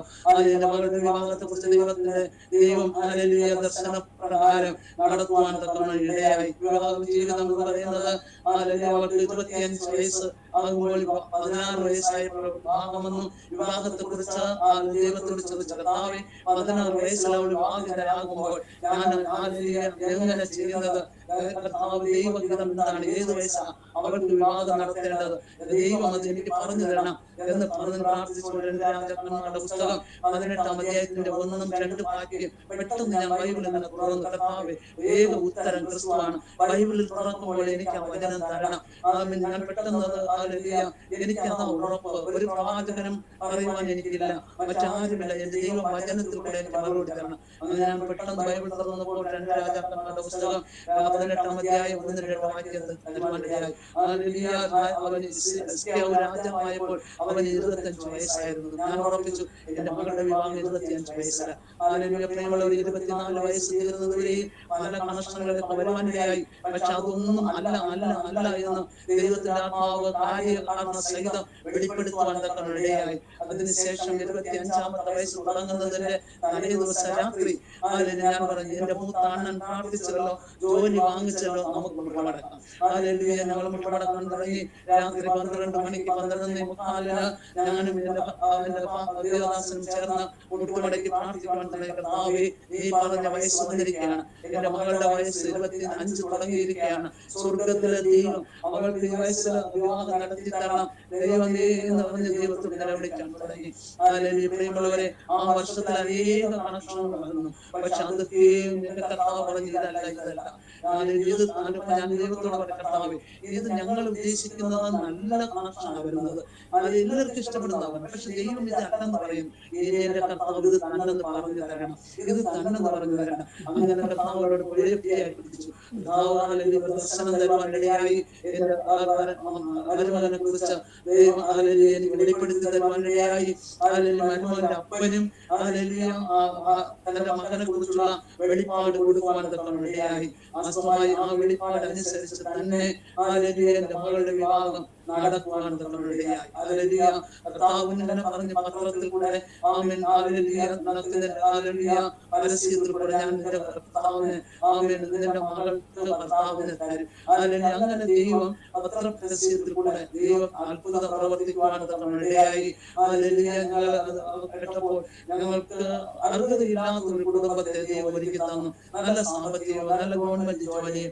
അപ്പനും ഗവൺമെന്റ് ജോലിയായിരുന്നു, ഹല്ലേലൂയ മകനും ഗവൺമെന്റ് ജോലിയായിരുന്നു. ഹല്ലേലൂയ ഒരമ്മയ്ക്ക് ഒരു മകനും 3 മക്കളുള്ള ഒരു കുടുംബത്തിന്റെ ദൈവം ഞങ്ങൾക്ക് സാമ്പത്തികമായി വളരെ നല്ല നിലയിലുള്ള ഒരു കുടുംബത്തിന്റെ ദൈവം ഒരുക്കുന്നത് ഇങ്ങനെ. ദൈവത്തിന്റെ ഇഷ്ടത്തിന് നാം സമർപ്പിക്കപ്പെടുമ്പോൾ നമുക്ക് വേണ്ടി നമ്മൾ ചിന്തിക്കുന്നതിന്റെ അപ്പുറമായി പ്രവർത്തിക്കുന്ന ഒരു ദൈവമുണ്ട്. അങ്ങനെ എന്റെ മകളുടെ വിവാഹം നടക്കുവാനിടയായി. 10ാം ക്ലാസ് പാസ്സായപ്പോൾ എന്റെ മകൻ 10ലായി, എന്റെ മകള് +2 പാസ്സായപ്പോൾ ഞാൻ ദൈവത്തോട് ചോദിച്ചു, എന്റെ മക്കളെ എന്ത് പഠിപ്പിക്കണം? ആമേൻ. പ്രിയ ദൈവമേതലെ സഹോദരങ്ങളെ, അനേകർക്ക് മക്കളെ പഠിപ്പിക്കുമ്പോൾ നാം നമ്മുടേതായ ഒരുപാട് വഴികളെ തുറന്നെടുക്കുന്നു. പക്ഷെ അതല്ല, ദൈവത്തോട് ചോദിക്കണം എന്ത് പഠിപ്പിക്കണം. നിശ്ചയമായി വിശ്വാസത്തോടും കണ്ണീരോടും ആവശ്യബോധത്തോടും ചോദിച്ചാൽ ദൈവം നമുക്കത് വെളിപ്പെടുത്തി തരും. എന്നോട് ചോദിക്കുക, ഞാൻ നിങ്ങൾക്ക് ജാതികൾ അവകാശമായി തരും. എന്നോട് ചോദിക്കുക, കർത്താവോടെ ഞാൻ നിനക്ക് എന്ത് ചെയ്തു തരണം എന്ന് ചോദിക്കുമ്പോൾ കർത്താവ് നമ്മൾ പറഞ്ഞു കൊടുക്കണം. അങ്ങനെ ചോദിച്ചപ്പോൾ കർത്താവ് പറഞ്ഞു, അവൾ സ്കൂളിൽ ജോലി നോക്കുന്നതായി.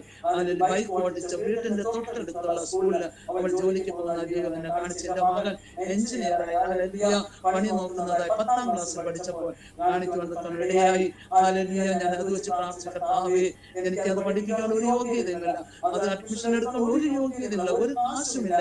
ഇത് പണി ഒരു ടീച്ചർ പോസ്റ്റ് കിട്ടണമെങ്കിൽ എങ്ങനെയൊക്കെ ഏറ്റവും അങ്ങനെയൊക്കെ ഒരുപാട് കാര്യങ്ങളുണ്ട്. പക്ഷെ ഒന്നും അതിന് ലഭിക്കുവാൻ പഠിപ്പിക്കാൻ ഒന്നും വഴിയില്ല. എന്റെ ദൈവത്തിന്റെ ഇഷ്ടം ചെയ്യണം. പക്ഷെ ഞാൻ എന്റെ മക്കളുടെ ഉപദേശത്തിലും പത്യത്തിലും ശാസനയിലും ശിക്ഷണത്തിലും വളർത്തുവാനിടയായി. എന്റെ മക്കളെ എന്റെ പ്രിയപ്പെട്ടവനാണെങ്കിൽ പറയില്ല, അടിക്കുകയൊന്നും ചെയ്യില്ല. എന്റെ ഒരു ചിട്ട ഇന്നും അത് തന്നെയാണ്. അത് എന്റെ മക്കളെ ചിട്ടയിലും വളരെ ശാസനയിലും യഹോവ ഭക്തിയിലും പ്രാർത്ഥിക്കുന്നതില് ഇന്നും എന്റെ ചെറുമക്കളെ ഇന്നും ഞാൻ പ്രാർത്ഥിക്കുന്നതിൽ ഭയങ്കരമായിട്ട് അവരെ സാഹസിച്ച് പ്രാർത്ഥിപ്പിക്കുന്നവർ അനുഭവമുണ്ട്. അതുപോലെ നമ്മുടെ മക്കളെ കുഞ്ഞിലെ തന്നെ നാം ദൈവത്തിന് ഭയപ്പെടുന്ന രീതി വളർത്തി കളഞ്ഞാൽ അവർക്ക് ദൈവം പ്രവർത്തിക്കും. അതുപോലെ എന്റെ മകള് ഒരു അർഹതയില്ലാത്ത സ്ഥാനത്ത് 6 ലക്ഷം പേര് വരെയും 60,000 പേര് വരെയും എഴുതിയ ഒരു ടെസ്റ്റ് ഉണ്ടായിരുന്നു. അവൾക്ക് ഹൈസ്കൂളിലെ ടീച്ചറായിട്ട്. എന്നാൽ അതിൽ 6,000 പേരായി. അതിൽ പിന്നെ 300ആയി. ആ 300ലും 128ാമത്തെ നമ്പറില് അവൾക്ക് റാങ്ക് ലിസ്റ്റ് വരുവാൻ കാണാം ഇടയായി. 2020 അവൾ വീട്ടിന്റെ തൊട്ടടുത്തുള്ള ഗവൺമെന്റ് സ്കൂളില് ടീച്ചറായി, ഹൈസ്കൂളിലെ ടീച്ചറായി മാറുവാൻ സ്വർഗത്തിൽ അനുവദിച്ചു. ഒരു വെളിപ്പാട് ദൈവം തന്നിട്ടുണ്ടെങ്കിൽ, ഒരു ദർശനം തന്നിട്ടുണ്ടെങ്കിൽ അത് പാടെ മറന്നു കളയരുത്. അത് വച്ച് പ്രാർത്ഥിക്കണം. കർത്താവേ നീ പറഞ്ഞിട്ടുണ്ടെങ്കിൽ ദർശനത്തിൽ ഒരു അവധി വെച്ചിട്ടുണ്ട്, അത് സമാപ്തിയിലേക്ക് ബന്ധപ്പെടുന്നു. അതുകൊണ്ട് അത് വെച്ച് പ്രാർത്ഥിക്കുവാൻ ഇടയായി. അഡ്മിഷൻ കിട്ടാതിരുന്ന സ്ഥാനത്ത് BSc അഡ്മിഷൻ കിട്ടിയില്ല. അതിനുവേണ്ടിയും പ്രാർത്ഥിച്ചു. ദൈവം ഒരു സീറ്റ് മാറ്റിയിടുവാൻ ഇടയായി. MSc അഡ്മിഷൻ ഇല്ലെന്ന് പറഞ്ഞു. ഞാൻ എന്റെ ചേച്ചിയുടെ മക്കളൊക്കെ MSc സെന്തിൽനാട് കോളേജിൽ, വലിയ കോളേജ്, തമിഴ്നാട്ടിലെ വലിയ കോളേജ്. ഞാൻ പറഞ്ഞു ഒരു സീറ്റ് അന്വേഷിച്ച് നോക്കെന്ന് പറഞ്ഞു. അത് VIP-ക്കുള്ള കോളേജാണ്. അവിടുത്തെ മുറ്റത്ത് പോകാൻ പോലും നിനക്ക് യോഗ്യതയില്ല. ദൈവത്തിന്റെ അത്ഭുതം നോക്കണേ. അതിന്റെ മുറ്റത്ത് പോകാൻ പോലും നിനക്ക് യോഗ്യതയില്ല. എന്റെ ചേച്ചി കോളേജിലെ ടീച്ചറാ, ചേട്ടൻ ടീച്ചറാ. അവരുടെ മക്കളൊക്കെ ഹൈ ലെവലിൽ പഠിത്തണം. എന്നെ കേൾക്കുന്ന പ്രിയപ്പെട്ടവരെ, സ്പോട്ട് ഇന്റർവ്യൂ നടക്കുവാൻ ഇടയായി. MSc-യുടെ അഡ്മിഷന് വേണ്ടി സ്പോട്ട് ഇന്റർവ്യൂ നടക്കുവാൻ പത്രത്തിൽ കണ്ടു. ഞാൻ പറഞ്ഞു നമുക്ക് പോകാം, ഒരുപക്ഷേ ദൈവം അതുകൂടെ ആയിരിക്കാം നിനക്ക് അഡ്മിഷൻ ലഭിക്കുന്നത്, നമുക്ക് കടന്നു പോകാമെന്ന് സ്പോട്ട് ഇന്റർവ്യൂവില് എന്റെ മകളെയും കൂട്ടിക്കൊണ്ട് ഞാൻ പോകുവാനിടയായി. അവിടെ പോയപ്പോൾ ഹല്ലേലൂയ, ഇവൾക്ക് ഹല്ലേലൂയ കെമിസ്ട്രിയില് മാർക്കുണ്ട്, പക്ഷെ എത്ര ശതമാനം വേണം, 60% മാർക്ക് വേണം. ഇവർക്ക് ഒരു വിഷയത്തില് 58% ഉള്ളൂ. അതുകൊണ്ട് അവർ റിജക്ട് ചെയ്തിട്ട് വിടുവാൻ തക്കണിടയായി. ഹല്ലേലൂയ. ഞാൻ പറഞ്ഞു 2 മാർക്കല്ലേ സാർ, എങ്ങനെയെങ്കിലും അഡ്ജസ്റ്റ് ചെയ്യാൻ പറ്റുമോ എന്ന് ഞാൻ ചോദിച്ചു. ഇവളെ ഹല്ലേലൂയ അപ്പോ റിജക്ട് ചെയ്തു. ഞാൻ പറഞ്ഞു കണ്ടോ, നീ 2 മാർക്ക് കൂടെ എടുത്തിരുന്നെങ്കിൽ നിനക്ക് സീറ്റ് കിട്ടുമായിരുന്നു, ഇതുപോലെ കുറച്ച് കർഷകരെ ഇരുന്നിട്ട് വരാം എന്ന് പറഞ്ഞിട്ട് ഞാൻ വീട്ടിൽ വരുമാനത്തക്കണിടയായി. അവൾ പറഞ്ഞു എനിക്ക് വേണ്ടി ദൈവം കൽപ്പിച്ചിട്ടുണ്ടെങ്കിൽ അത് എനിക്ക് ദൈവം തരും, അതുകൊണ്ട് അവൻ വിഷമിക്കേണ്ട, അത് ദൈവം എനിക്ക് തരാൻ ഉദ്ദേശിക്കുമെങ്കിൽ ഏത് വഴിയിൽ കൂടെ ദൈവം എനിക്ക് തരും, തരാൻ ഉദ്ദേശിച്ചിട്ടില്ലെങ്കിൽ അത് വേണ്ട എന്ന് എന്നെ ആശ്വസിപ്പിക്കാനിടയായി. എനിക്ക് വഴി ഭയങ്കര ഭാരമുണ്ടായി. കർത്താവേ, ഈ മുറ്റത്ത് കോളേജിന്റെ മുറ്റത്ത് ചവിട്ടുവാൻ നിനക്ക് അർഹതയില്ല എന്ന് പറഞ്ഞ സ്ഥാനത്ത് കർത്താവിന് കഴിയുമല്ലോ, എനിക്ക് പണമില്ല കൊടുക്കുവാൻ, ലക്ഷക്കണക്കിന് 2 ലക്ഷം 5 ലക്ഷം ഒക്കെ കൊടുത്ത് അഡ്മിഷൻ എടുക്കുന്നത്, ഒരു പൈസ പോലുമില്ല. ഒരാഴ്ച കഴിഞ്ഞപ്പോൾ ആ കോളേജിൽ നിന്ന് ഒരാൾ വിളിക്കുന്നതായി. ഒരാൾ വിളിച്ചിട്ട് പറഞ്ഞു ഹല്ലേലൂയ, പ്രൈസിംഗ് മെർലിൻ അതാണോ?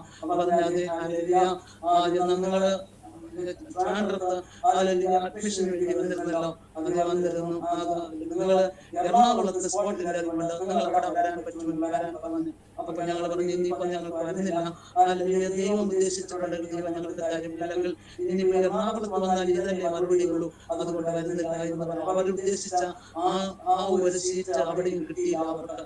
തിരിച്ചവർ കടന്നുപോയി. ഹല്ലേലൂയ.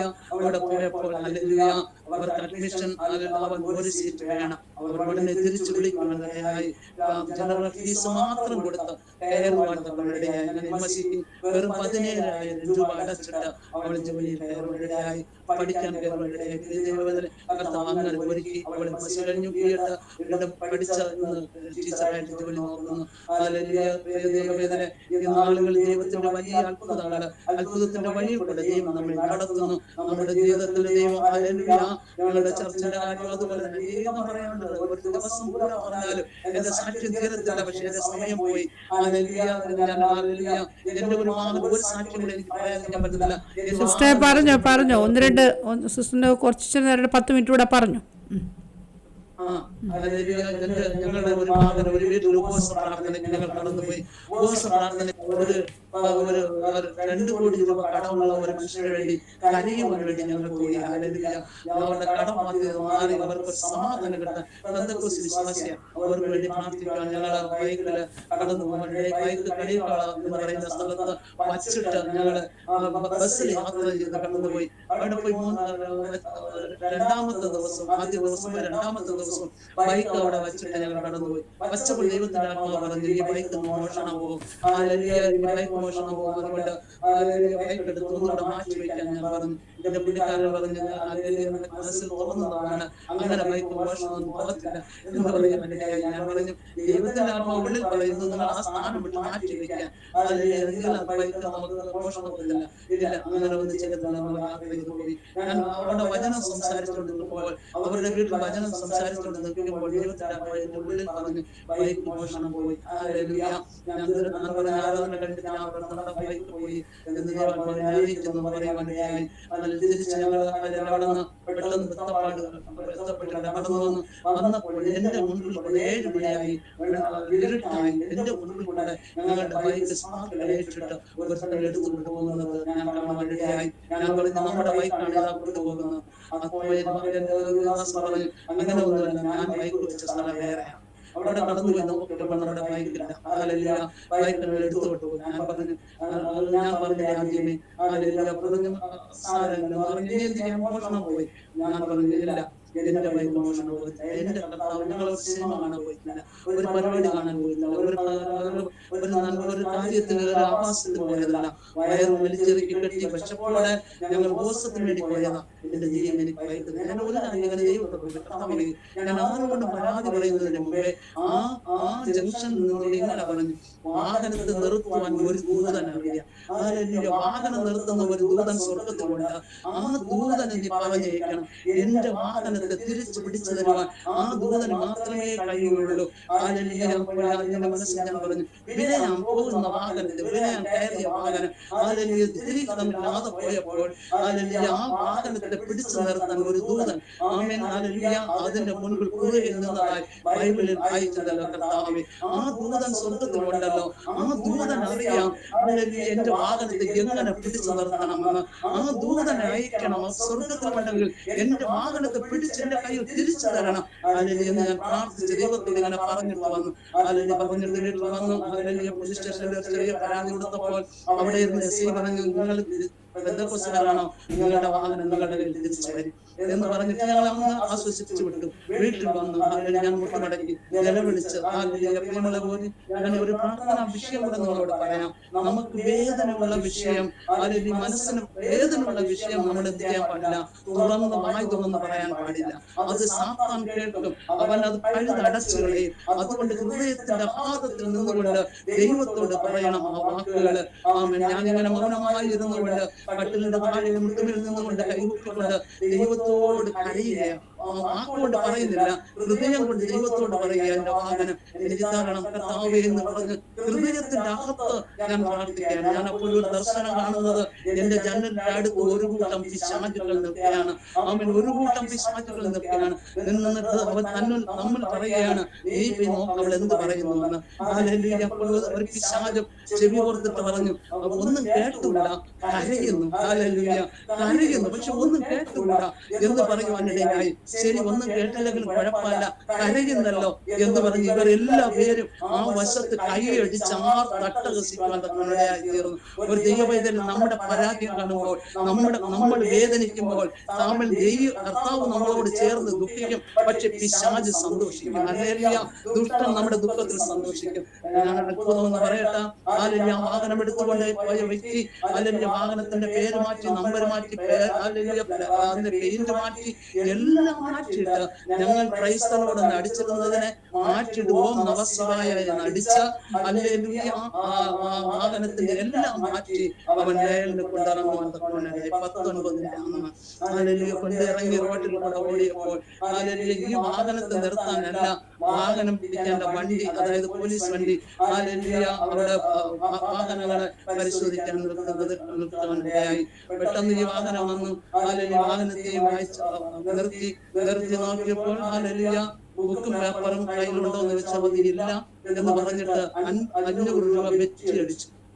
ബുക്കും പേപ്പറും ഇല്ലാത്തത് കൊണ്ട് 500 രൂപ ബെറ്റി അടിക്കുവാൻ തക്കനിടയായി. ആ ബെറ്റി അടിച്ചിട്ട് വണ്ടിയെ തിരിച്ചു വണ്ടി പോയി കുറച്ചു ദൂരം പോയപ്പോൾ ഈ ബെറ്റി അടിച്ച ആ എസ്ഐയുടെ ഉള്ളില് ഒരു ചിന്ത, ഈ വാഹനത്തെ ഒന്ന് റിട്ടേൺ ചെയ്ത് പിടിക്കണം. ഹല്ലേലൂയ. ഉടനെ അവിടെ പുരുഷനോട് പറഞ്ഞു, ഈ പോകുന്ന വാഹനത്തെ ഒന്ന് റിട്ടേൺ ചെയ്ത് കൊണ്ടുവരാൻ പറഞ്ഞു. ഹല്ലേലൂയ.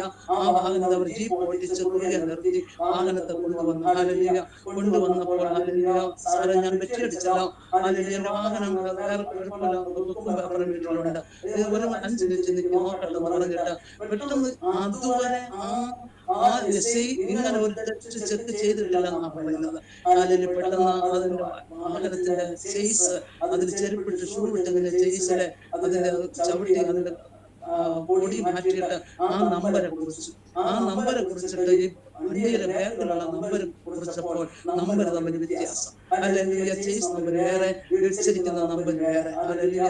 നമ്മളവർ ഇന്ന് അത്ഭുതമെന്ന് പറയട്ടെ. ഈ വണ്ടി ആരെന്ന് കേട്ടപ്പോൾ അളിയൻ്റെതാണെന്ന് പറഞ്ഞു. അളിയനെ പോലീസ് വിളിച്ചപ്പോൾ നിങ്ങളുടെ വണ്ടി എവിടെയെന്ന് ചോദിച്ചപ്പോൾ അത് സാർ എന്റെ വണ്ടി എന്റെ കയ്യിൽ തന്നെ ഉണ്ട് എന്ന് പറയുവാനിടയായി. ഹല്ലേലൂയ. അന്ന് ഞങ്ങളുടെ വാഹനത്തെ പിടിക്കുവാൻ തക്കനിടയായി. അതോടൊപ്പം 40 വണ്ടിയെ പിടിച്ചു. ഹല്ലേലൂയ. ദൈവം അങ്ങനെ ഞങ്ങളുടെ വാഹനത്തെ 19 അന്ന് തിരിച്ചു തരുവാൻ തക്കനിടയായി. നാളുകൾ ദൈവത്തിന്റെ വലിയ അത്ഭുതത്തിന്റെ വഴികളിൽ കൂടെ ദൈവം നടന്നു. ഞാൻ ഈ സോഷ്യൽ മീഡിയയിൽ വരുന്നത് കൊണ്ട് ഒരു അത്ഭുതമാണ് ദൈവം എന്നോട് പറഞ്ഞത്. കഴിഞ്ഞ ഏപ്രിൽ മാസം 5-ാം തീയതി തൊട്ട് 21 തീയതി വരെ 26-ാം തീയതി വരെ ഞങ്ങളുടെ ചർച്ചിൽ ഉപവാസ പ്രാർത്ഥന, ഹല്ലേലൂയ. ആ പ്രാർത്ഥനയ്ക്ക് ഞാൻ പറഞ്ഞ കർത്താവേ, ഇത്രയും ഉപവാസ പ്രാർത്ഥന 71 ദിവസം നടക്കുക, ആളുകൾക്ക് ആരും വരുന്നില്ലല്ലോ, എന്താണ് ചെയ്യേണ്ടത് കർത്താവേ? ഞാൻ ഒരു കാര്യം പറയാം, ദൈവം എന്നോട് ക്ഷമിക്കണം. ഒരുപക്ഷെ ഈ സുവിശേഷം ഇവിടെ ഉള്ളവർക്ക് ആർക്കും മൈക്കിൽ കൂടെ പ്രസംഗിക്കുന്ന ഇതൊന്നും ആർക്കും കേട്ടില്ല എങ്കിലും ഹല്ലേലൂയ, ഈ ആലയത്തിന്റെ അകത്ത് ഇത് ദൈവം പണിത ആലയമാണ്, ദൈവത്തിന്റെ ആലോചന പ്രകാരം പണിതാലയമാണ്. ഇതിന്റെ അകത്ത് നിന്ന് വചനങ്ങൾ ലോകം മുഴുവനും പോകണം. ഇതിന്റെ അകത്ത് നിന്ന് ഒരു വ്യക്തിയെ ദൈവം അങ്ങനെ എഴുന്നേൽപ്പിക്കണം. ആമേൻ. ഇത് ഇവിടെ പ്രസംഗിച്ച ആർക്കും വേണ്ട, പക്ഷെ ഇവിടുന്ന് ഹല്ലേലൂയ വചനങ്ങൾ വിതറുന്ന ആമേൻ മുത്തുമണികളായി ഇത് പ്രകാശിച്ച ലോകം മുഴുവനും പോകണം. അങ്ങനെ ദൈവം ചെയ്യണം. ആ ഒരു ഭാഗ്യം ആമേൻ ഞാൻ എന്റെ ജീവിതം പോകുന്നതിന് മുമ്പേ കാണാൻ ഒരു ഭാഗ്യം എനിക്ക് തന്നെ എന്റെ കർത്താവ് പറഞ്ഞു, അത് നീ അനുഭവിച്ചിട്ടേ പോകരുത്. ഹല്ലേലൂയ. ഒരു സാക്ഷ്യമായിരിക്കട്ടെ, അല്ലെങ്കിൽ എന്തുമായിക്കോട്ടെ. ഹല്ലേലൂയ. അതിനുശേഷം ഈ സോഷ്യൽ മീഡിയയിൽ എന്റെ സാക്ഷ്യം വന്നത്. ഹല്ലേലൂയ. ഞാൻ ഇങ്ങനെ എനിക്കത് പറ്റത്തില്ല, എനിക്ക് ദൈവം തരില്ല. പക്ഷെ എന്റെ മക്കള്, എനിക്ക് എന്റെ മകനുണ്ട്, മകന് 3 മക്കളുണ്ട്. അവര് നാരായണയ്ക്ക് കൂടെ അവരിൽ കൂടെയെങ്കിലും ലോകമൊട്ടാകെ സുവിശേഷം അറിയിക്കുന്ന ഒരു ആലയമായി ഇത് മാറ്റണം. അങ്ങനെ പ്രാർത്ഥിക്കുന്ന ദൈവം അങ്ങനെ ചെയ്യുവാനിടയായി. നാളുകളിൽ അങ്ങനെ ഞങ്ങളുടെ ആലയത്തെ കർത്താവ് നടത്തി, ഇനിയും നടത്തുന്നു. അത് കഴിഞ്ഞ 25 ഏപ്രിൽ മാസം 21-ാം തീയതിയാണ് ദൈവം ഇങ്ങനെ ചെയ്തത്. അത് നിനക്ക് ഞാൻ തരും. ഇന്ന് ഒരു സോഷ്യൽ മീഡിയയിൽ കൂടെ ഈ ലോകം മുഴുവനും കാണുന്ന ഒരു രീതിയില് ഒരു അനുഭവം ദൈവം തന്നത് ദൈവത്തിന്റെ വാഗ്ദത്തമാണ്. അല്ലെങ്കിൽ നിങ്ങൾക്ക് ഒരു വാഗ്ദത്തം ഉണ്ടെങ്കിൽ ആ വാഗ്ദത്തിൽ മുറുകെ പിടിക്കുക, ദൈവം അതിന് മറുപടി തരും. ദൈവം അനുഗ്രഹിക്കട്ടെ. ഇനി പറയാൻ ഒരുപാടുണ്ട്, പക്ഷെ അതൊക്കെ ഞാൻ കഴിയുകയാണ്. കർത്താവ് നിങ്ങൾ അനുഗ്രഹിക്കട്ടെ. ഞങ്ങൾക്ക് വേണ്ടി നിങ്ങൾക്ക് ആർക്കെങ്കിലും പ്രാർത്ഥന ആവശ്യമുണ്ടെങ്കിൽ പ്രാർത്ഥിക്കുവാൻ ഞങ്ങൾ ഒരുക്കമാണ്. അനേക ക്യാൻസർ രോഗികളെ സൗഖ്യമാക്കുന്നു. ഭൂതങ്ങളെ ഞങ്ങൾ ഇവിടെ പ്രാർത്ഥിക്കുമ്പോൾ തന്നെ ഭൂതങ്ങൾ വിട്ടുമാറുന്നു, ബന്ധനങ്ങൾ അഴിയപ്പെടുന്നു. അത്ഭുതത്തിന്റെ കർത്താവ് എന്റെ കൂടെ പറഞ്ഞത്, നാളുകൾ കുറവ്, അതിനു മുമ്പ് ഞാൻ നിങ്ങൾക്ക് ചെയ്യേണ്ടതെല്ലാം ഞാൻ നിനക്ക് ചെയ്തു തരും. അങ്ങനെ കർത്താവ് ഞങ്ങളെ ഉപയോഗിക്കും. ഞങ്ങൾ പ്രാർത്ഥിക്കാൻ ആവശ്യമുള്ളവർ വിളിക്കുക, പ്രാർത്ഥിക്കാം. ഒരു കർത്താവിന്റെ സ്നേഹമായിരിക്കുന്ന ഈ വീഡിയോയെ കർത്താവ് അനുഗ്രഹിക്കട്ടെ. ലോകമൊട്ടാകെ ഇത് അനുഗ്രഹിച്ചു കൊടുക്കട്ടെ. ഇതിന്റെ ഭാരവാഹികളെ ദൈവം സമൃദ്ധിയായി അനുഗ്രഹിക്കട്ടെ. ദൈവത്തിന്റെ അത്ഭുത പ്രവൃത്തി കാണുവാൻ മുഖാന്തരമായി തീരാൻ അനേക ആയിരങ്ങൾ കോടികൾ ഇതിൽ കൂടെ സാക്ഷ്യങ്ങളിൽ കൂടെ യേശുവിനെ അറിയുവാൻ ഇടയാകട്ടെ എന്ന് ആശംസിച്ചുകൊണ്ട് കർത്താവിന്റെ നാമത്തിൽ ഞാൻ സാക്ഷ്യത്തിൽ ഇരിക്കുന്നു. ദൈവം നമ്മളെ അനുഗ്രഹിക്കട്ടെ. ആമേൻ, ആമേൻ, ആമേൻ. ഓക്കെ ഡോക്ടറെ, കർത്താവ് സഹായിക്കട്ടെ. ദൈവം എത്രത്തോളം ദൈവദാസിയെ ഉപയോഗിച്ച് അനേക പല കാര്യങ്ങൾ ചെയ്യുവാൻ കർത്താവ് ഉപയോഗിക്കുന്നല്ലോ. നന്ദിയുണ്ട്. പക്ഷെ എല്ലാം ദൈവാവസരങ്ങൾ തരട്ടെ. കർത്താവിന്റെ നാമത്തിന്റെ മഹത്വത്തിനായി പ്രവർത്തിക്കുന്ന ദൈവം അനുഗ്രഹിക്കട്ടെ. ഇത് മുഖാന്തരം ദൈവം നിങ്ങളെ വിളിക്കാനും പ്രാർത്ഥിക്കാനും ഇടയാക്കട്ടെ. ഓക്കെ, താങ്ക് യു സിസ്. ഒരു മിനിറ്റ് നമുക്ക് പ്രാർത്ഥിച്ച് നിർത്താം. Okay sister. ഓക്കെ. ഇത്രത്തോളം സമയം ഞങ്ങളോടൊപ്പം ആയിരുന്നല്ലോ, ഒത്തിരി സന്തോഷമുണ്ട്. കർത്താവ് പിന്നെയും ഉപയോഗിക്കട്ടെ. താങ്ക് യു സിസ്റ്ററെ. ഒന്ന് പ്രാർത്ഥിച്ചാട്ടെ, നമ്മുടെ വ്യൂവേഴ്സിന് വേണ്ടി ഒന്ന് പ്രാർത്ഥിച്ചാട്ടെ. ഹല്ലേലൂയ. അനുഗ്രഹിക്കപ്പെട്ട ഈ സന്ധ്യാസമയത്ത് കർത്താവേ, അനേക ജനങ്ങളുടെ മുൻപിൽ ഈ സാക്ഷ്യം പകരുവാൻ, എന്റെ യേശുവിനെ ഉയർത്തുവാൻ, എന്റെ കർത്താവിനെ ഉയർത്തുവാൻ, എന്റെ രക്ഷകനെ ഉയർത്തുവാൻ, എന്റെ പ്രാണപ്രിയനെ ഉയർത്തുവാൻ, ആമേൻ കർത്താവേ, ഈ അവസാന നാളുകളിൽ ദൈവത്തിന്റെ അവസരത്തിനായി സ്തോത്രം. ഒരിക്കലും ഞാൻ ചിന്തിക്കാത്തത്, ഞാൻ വിചാരിക്കാത്തത് ദൈവം ചെയ്യുന്നത് സ്തോത്രം. കർത്താവേ, ഇത് കേൾക്കുന്ന ഓരോ പ്രിയപ്പെട്ടവരുടെ ജീവിതത്തിൽ ഇതുപോലെ അനുഭവമുള്ളവർ പലരുണ്ടാവാൻ കർത്താവേ. അനേകർ കഷ്ടതയിലൂടെ കഴിയുന്നവരുണ്ട്, രോഗികളായി കഷ്ടപ്പെടുന്നവർ, പിശാചിന്റെ ബന്ധനത്താൽ പിടിക്കപ്പെടുന്നവർ, അന്ധകാര മണ്ഡലത്താൽ തകർത്തിരിക്കുന്ന കുടുംബങ്ങള്, അവർക്ക് ഓർക്കണമേ എന്ന് പ്രാർത്ഥിക്കുന്നു. വചനമായി ചുരുടിവിക്കുന്ന ദൈവം, സൗഖ്യമാക്കുന്ന കർത്താവ്, അത്ഭുതങ്ങളുടെ പരമ്പര നടത്തുന്ന സർവശക്തന്റെ കാലത്തിൽ ഏൽപ്പിക്കുന്ന കർത്താവ്, ഇത് കേൾക്കുമ്പോൾ തന്നെ അവരുടെ ജീവിതത്തിൽ ഒരു വിടുതൽ കേൾക്കണമേ.